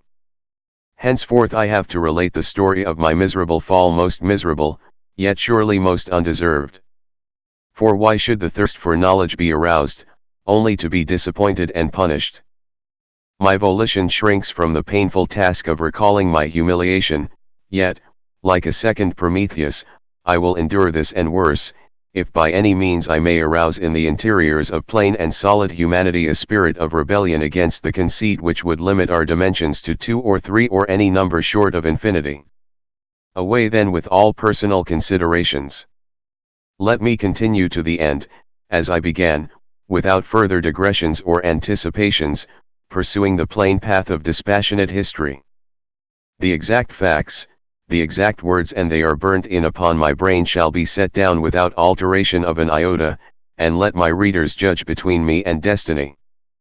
The sphere would willingly have continued his lessons by indoctrinating me in the conformation of all regular solids, cylinders, cones, pyramids, pentahedrons, hexahedrons, dodecahedrons, and spheres, but I ventured to interrupt him. Not that I was wearied of knowledge. On the contrary, I thirst for yet deeper and fuller draughts than he was offering to me. Pardon me, said I, O thou whom I must no longer address as the perfection of all beauty, but let me beg thee to vouchsafe thy servant a sight of thine interior. Sphere. My what? I. Thine interior, thy stomach, thy intestines. Sphere. Whence this ill-timed impertinent request? And what mean you by saying that I am no longer the perfection of all beauty? I. My lord, your own wisdom has taught me to aspire to one even more great, more beautiful, and more closely approximate to perfection than yourself. As you yourself, superior to all flatland forms, combine many circles in one, so doubtless there is one above you who combines many spheres in one supreme existence, surpassing even the solids of Spaceland. And even as we, who are now in space, look down on Flatland and see the insides of all things, so of a certainty there is yet above us some higher, purer region, whither thou dost surely purpose to lead me, O thou whom I shall always call, everywhere and in all dimensions, my priest, philosopher, and friend. Some yet more spacious space, some more dimensionable dimensionality, from the vantage ground of which we shall look down together upon the revealed insides of solid things, and where thine own intestines, and those of thy kindred spheres, will lie exposed to the view of the poor wandering exile from Flatland, to whom so much has already been vouchsafed. Sphere. Pooh. Stuff. Enough of this trifling. The time is short, and much remains to be done before you are fit to proclaim the gospel of 3 dimensions to your blind benighted countrymen in Flatland. I. Nay, gracious teacher, deny me not what I know it is in thy power to perform. Grant me but one glimpse of thine interior, and I am satisfied forever, remaining henceforth thy docile pupil, thy unemancipable slave, ready to receive all thy teachings and to feed upon the words that fall from thy lips. Sphere. Well, then, to content and silence you, let me say at once, I would shew you what you wish if I could, but I cannot. Would you have me turn my stomach inside out to oblige you? I. But my Lord has shown me the intestines of all my countrymen in the land of 2 dimensions by taking me with him into the land of 3. What therefore more easy than now to take his servant on a second journey into the blessed region of the 4th dimension, where I shall look down with him once more upon this land of 3 dimensions, and see the inside of every 3-dimensioned house, the secrets of the solid earth, the treasures of the mines in Spaceland, and the intestines of every solid living creature, even of the noble and adorable spheres. Sphere. But where is this land of 4 dimensions? I know not, but doubtless my teacher knows. Sphere. Not I. There is no such land. The very idea of it is utterly inconceivable. I. Not inconceivable, my lord, to me, and therefore still less inconceivable to my master. Nay, I despair not that, even here, in this region of 3 dimensions, your lordship's art may make the 4th dimension visible to me, just as in the land of 2 dimensions my teacher's skill would fain have opened the eyes of his blind servant to the invisible presence of a 3rd dimension, though I saw it not. Let me recall the past. Was I not taught below that when I saw a line and inferred a plane, I in reality saw a third unrecognized dimension, not the same as brightness, called height? And does it not now follow that, in this region, when I see a plane and infer a solid, I really see a fourth unrecognized dimension, not the same as color, but existent, though infinitesimal and incapable of measurement? And besides this, there is the argument from analogy of figures. Sphere. Analogy. Nonsense, what analogy? Your lordship tempts his servant to see whether he remembers the revelations imparted to him. Trifle not with me, my lord, I crave, I thirst, for more knowledge. Doubtless we cannot see that other higher spaceland now, because we have no eye in our stomachs. But, just as there was the realm of Flatland, though that poor puny line-land monarch could neither turn to left nor right to discern it, and just as there was close at hand, and touching my frame, the land of 3 dimensions, though I, blind senseless wretch, had no power to touch it, no eye in my interior to discern it, so of a surety there is a 4th dimension, which my Lord perceives with the inner eye of thought. And that it must exist my Lord himself has taught me. Or can he have forgotten what he himself imparted to his servant? In 1 dimension, did not a moving point produce a line with 2 terminal points? In 2 dimensions, did not a moving line produce a square with 4 terminal points? In 3 dimensions, did not a moving square produce, did not this eye of mine behold it, that blessed being, a cube, with 8 terminal points? And in 4 dimensions shall not a moving cube, alas, for analogy, and alas for the progress of truth, if it be not so shall not, I say, the motion of a divine cube result in a still more divine organization with 16 terminal points? Behold the infallible confirmation of the series, 2, 4, 8, 16, is not this a geometrical progression? Is not this, if I might quote my Lord's own words, strictly according to analogy? Again, was I not taught by my Lord that as in a line there are 2 bounding points, and in a square there are 4 bounding lines, so in a cube there must be 6 bounding squares? Behold once more the confirming series, 2, 4, 6, is not this an arithmetical progression? And consequently does it not of necessity follow that the more divine offspring of the divine cube in the land of 4 dimensions, must have 8 bounding cubes, and is not this also, as my Lord has taught me to believe, strictly according to analogy? Oh, my Lord, behold, I cast myself in faith upon conjecture, not knowing the facts, and I appeal to your lordship to confirm or deny my logical anticipations. If I am wrong, I yield, and will no longer demand a 4th dimension, but, if I am right, my Lord will listen to reason. I ask therefore, is it, or is it not, the fact, that ere now your countrymen also have witnessed the descent of beings of a higher order than their own, entering closed rooms, even as your lordship entered mine, without the opening of doors or windows, and appearing and vanishing at will? On the reply to this question I am ready to stake everything. Deny it, and I am henceforth silent. Only vouchsafe an answer. Sphere. After a pause. It is reported so. But men are divided in opinion as to the facts. And even granting the facts, they explain them in different ways.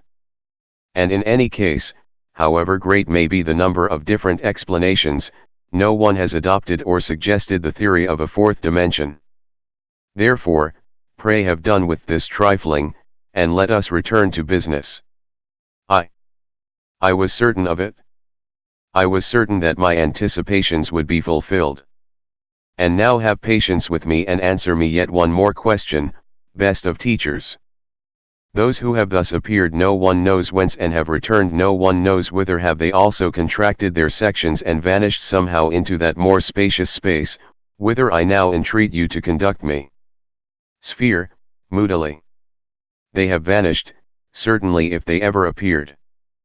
But most people say that these visions arose from the thought you will not understand me, from the brain, from the perturbed angularity of the seer. Say they so? Oh, believe them not. Or if it indeed be so, that this other space is really Thoughtland, then take me to that blessed region where I in thought shall see the insides of all solid things. There, before my ravished eye, a cube, moving in some altogether new direction, but strictly according to analogy, so as to make every particle of his interior pass through a new kind of space, with a wake of its own shall create a still more perfect perfection than himself, with 16 terminal extra solid angles, and 8 solid cubes for his perimeter. And once there, shall we stay our upward course? In that blessed region of 4 dimensions, shall we linger on the threshold of the 5th, and not enter therein? Ah, no.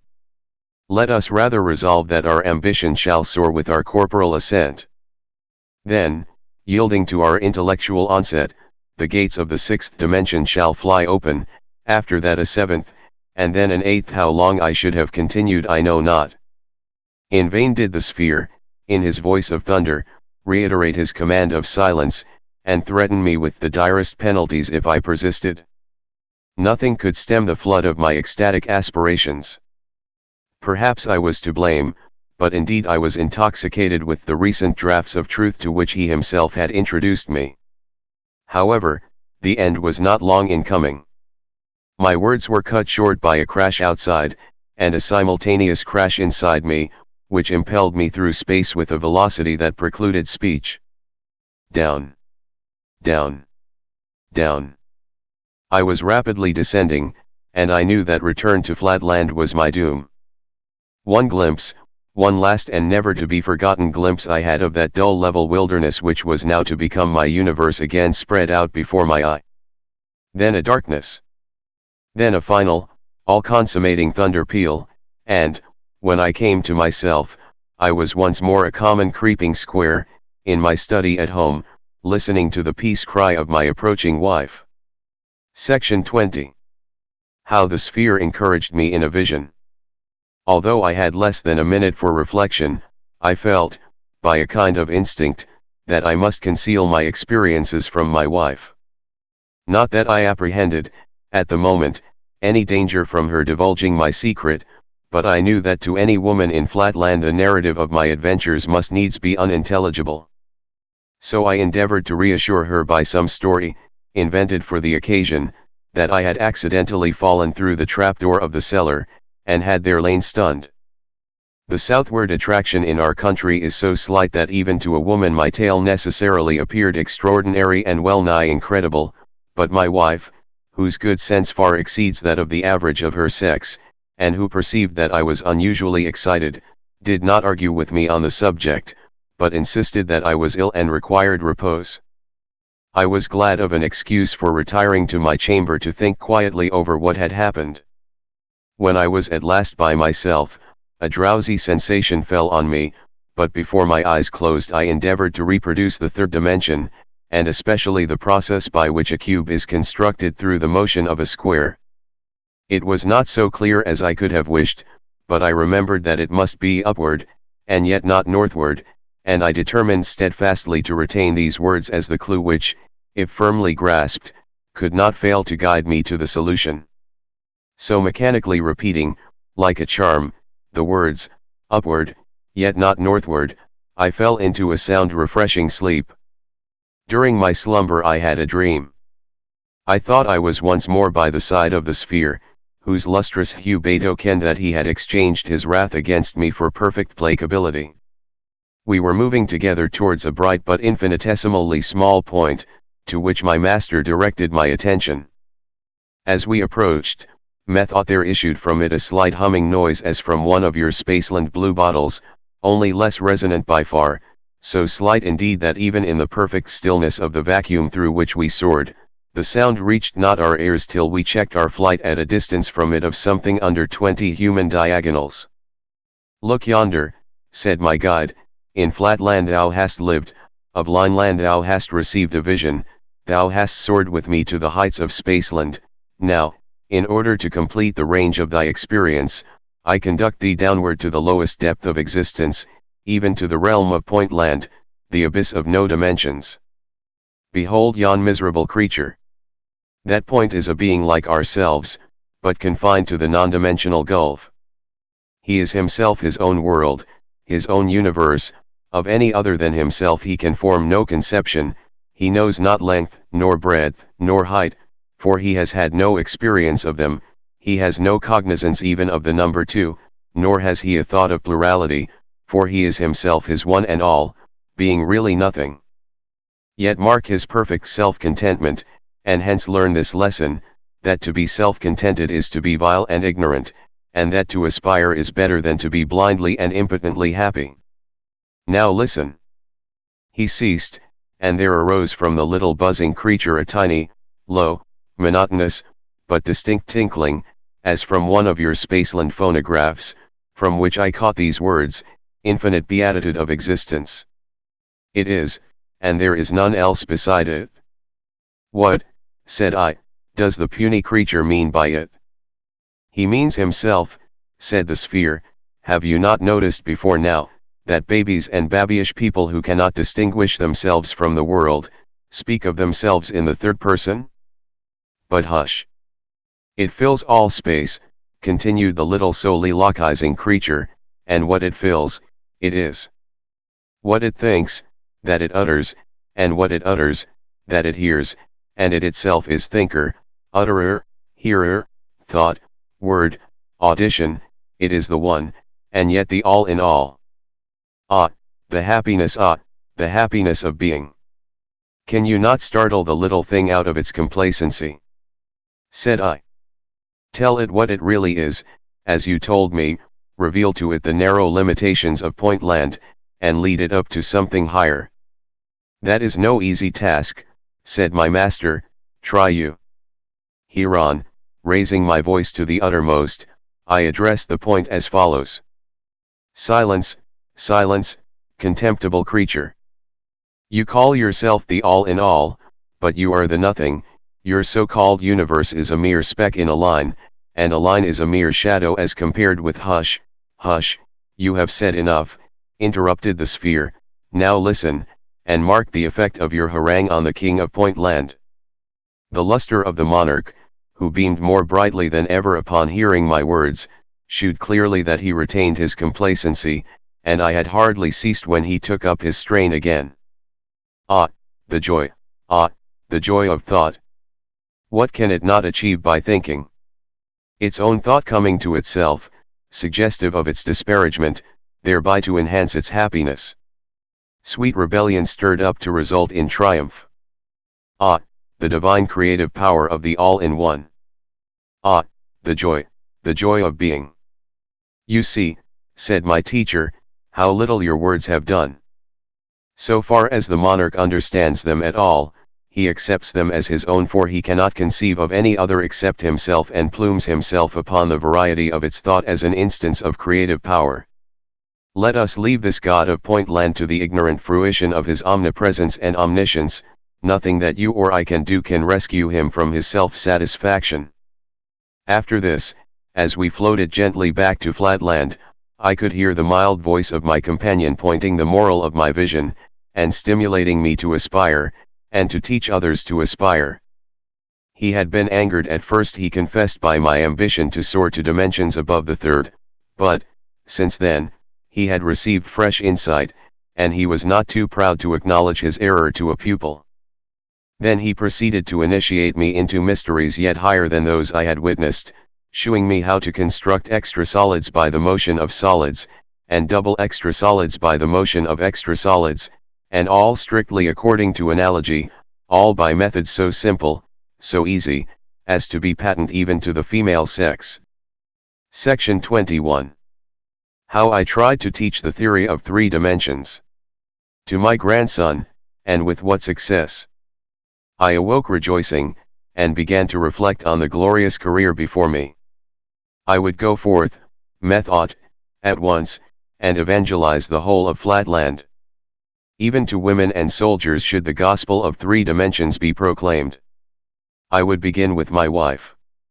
Just as I had decided on the plan of my operations, I heard the sound of many voices in the street commanding silence. Then followed a louder voice. It was a herald's proclamation. Listening attentively, I recognized the words of the resolution of the council, enjoining the arrest, imprisonment, or execution of anyone who should pervert the minds of the people by delusions, and by professing to have received revelations from another world. I reflected. This danger was not to be trifled with. It would be better to avoid it by omitting all mention of my revelation, and by proceeding on the path of demonstration which after all, seemed so simple and so conclusive that nothing would be lost by discarding the former means. Upward, not northward was the clue to the whole proof.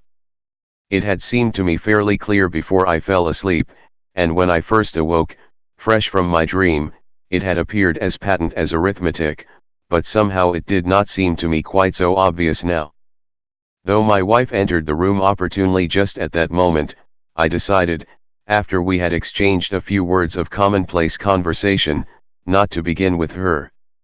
My pentagonal sons were men of character and standing, and physicians of no mean reputation, but not great in mathematics, and, in that respect, unfit for my purpose.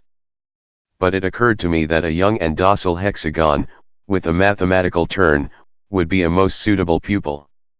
Why therefore not make my first experiment with my little precocious grandson, whose casual remarks on the meaning of 33 had met with the approval of the sphere?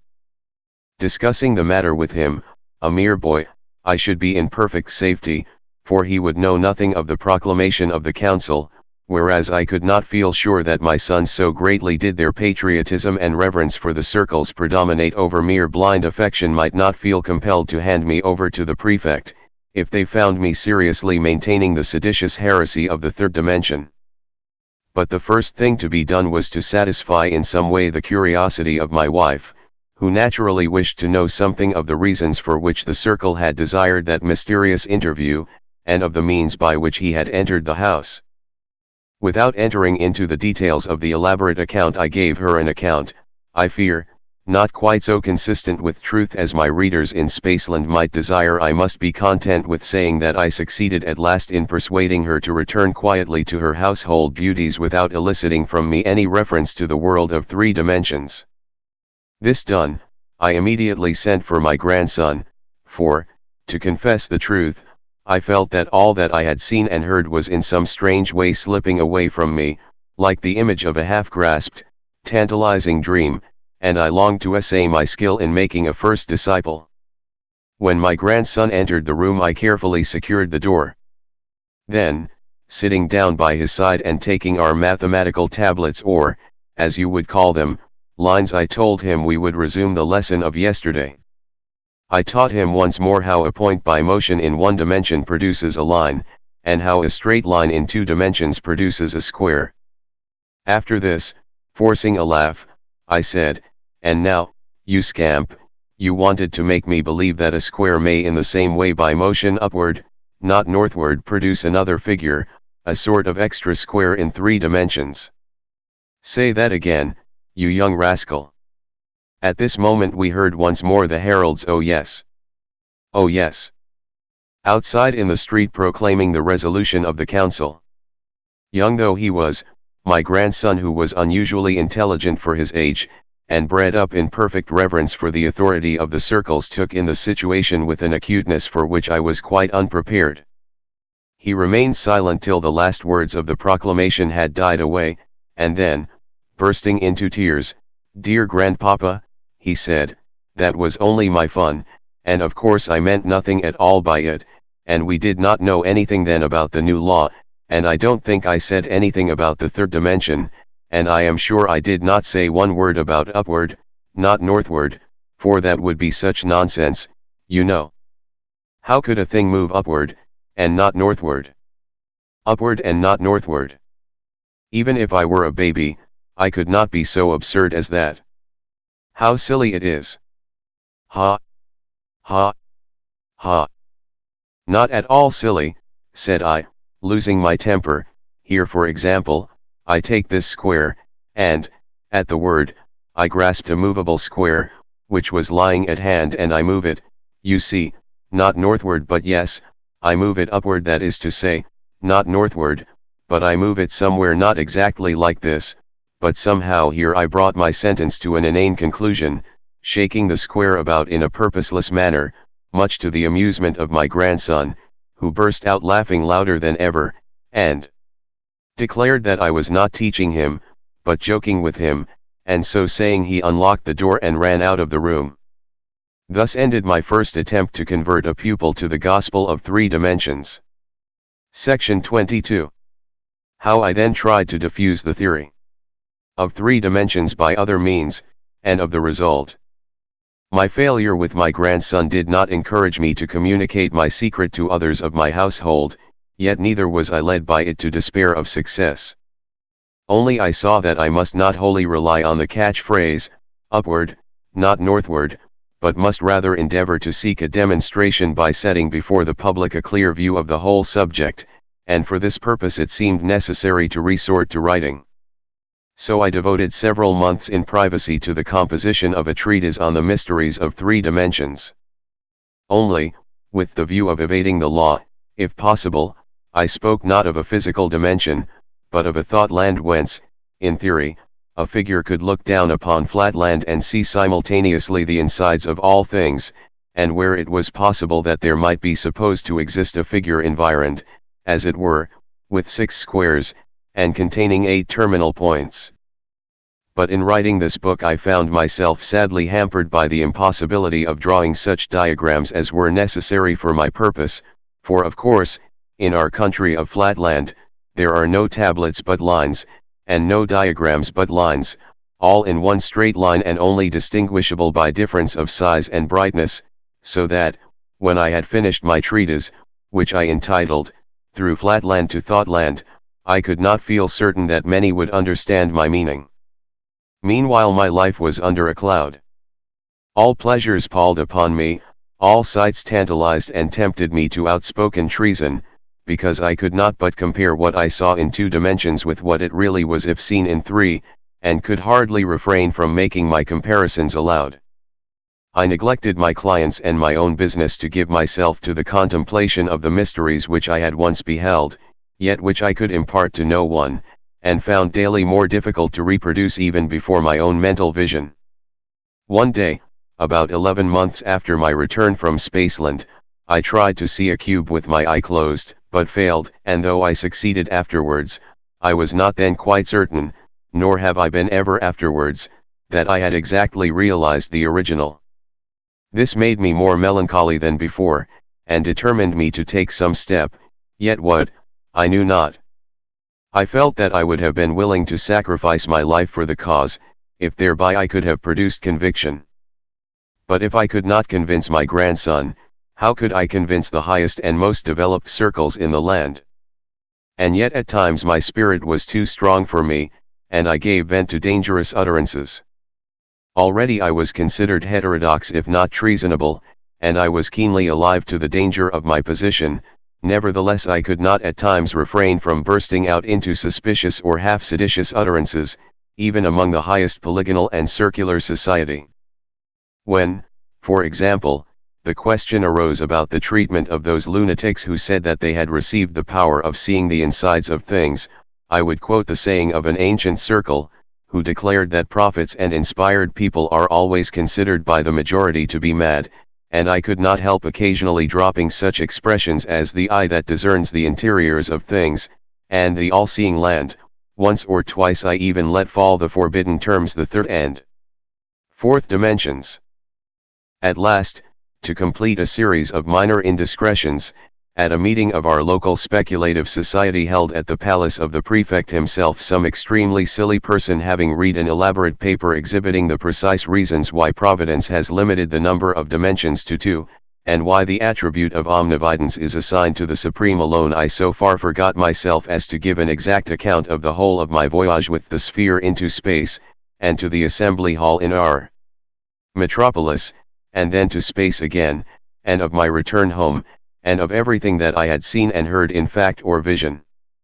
At first, indeed, I pretended that I was describing the imaginary experiences of a fictitious person, but my enthusiasm soon forced me to throw off all disguise, and finally, in a fervent peroration, I exhorted all my hearers to divest themselves of prejudice and to become believers in the 3rd dimension.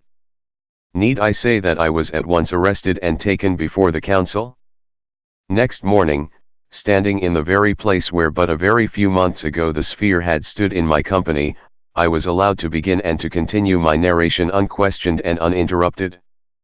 But from the first I foresaw my fate, for the president, noting that a guard of the better sort of policeman was in attendance, of angularity little, if at all, under 55 degrees, ordered them to be relieved before I began my defense, by an inferior class of 2 or 3 degrees.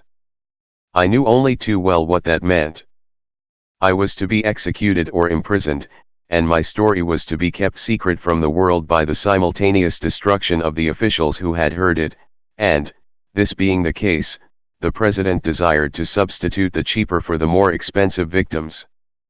After I had concluded my defense, the president, perhaps perceiving that some of the junior circles had been moved by my evident earnestness, asked me 2 questions. 1. Whether I could indicate the direction which I meant when I used the words upward, not northward. 2. Whether I could by any diagrams or descriptions, other than the enumeration of imaginary sides and angles, indicate the figure I was pleased to call a cube. I declared that I could say nothing more, and that I must commit myself to the truth, whose cause would surely prevail in the end. The president replied that he quite concurred in my sentiment, and that I could not do better. I must be sentenced to perpetual imprisonment, but if the truth intended that I should emerge from prison and evangelize the world, the truth might be trusted to bring that result to pass. Meanwhile I should be subjected to no discomfort that was not necessary to preclude escape, and, unless I forfeited the privilege by misconduct, I should be occasionally permitted to see my brother who had preceded me to my prison. 7 years have elapsed and I am still a prisoner, and if I accept the occasional visits of my brother debarred from all companionship save that of my jailers. My brother is one of the best of squares, just, sensible, cheerful, and not without fraternal affection, yet I confess that my weekly interviews, at least in one respect, cause me the bitterest pain. He was present when the sphere manifested himself in the council chamber, he saw the sphere's changing sections, he heard the explanation of the phenomena then given to the circles. Since that time, scarcely a week has passed during 7 whole years, without his hearing from me a repetition of the part I played in that manifestation, together with ample descriptions of all the phenomena in Spaceland, and the arguments for the existence of solid things derivable from analogy. Yet I take shame to be forced to confess it, my brother has not yet grasped the nature of the 3rd dimension, and frankly avows his disbelief in the existence of a sphere. Hence I am absolutely destitute of converts, and, for aught that I can see, the millennial revelation has been made to me for nothing. Prometheus up in Spaceland was bound for bringing down fire for mortals, but I poor Flatland Prometheus lie here in prison for bringing down nothing to my countrymen. Yet I exist in the hope that these memoirs, in some manner, I know not how, may find their way to the minds of humanity in some dimension, and may stir up a race of rebels who shall refuse to be confined to limited dimensionality. That is the hope of my brighter moments. Alas, it is not always so.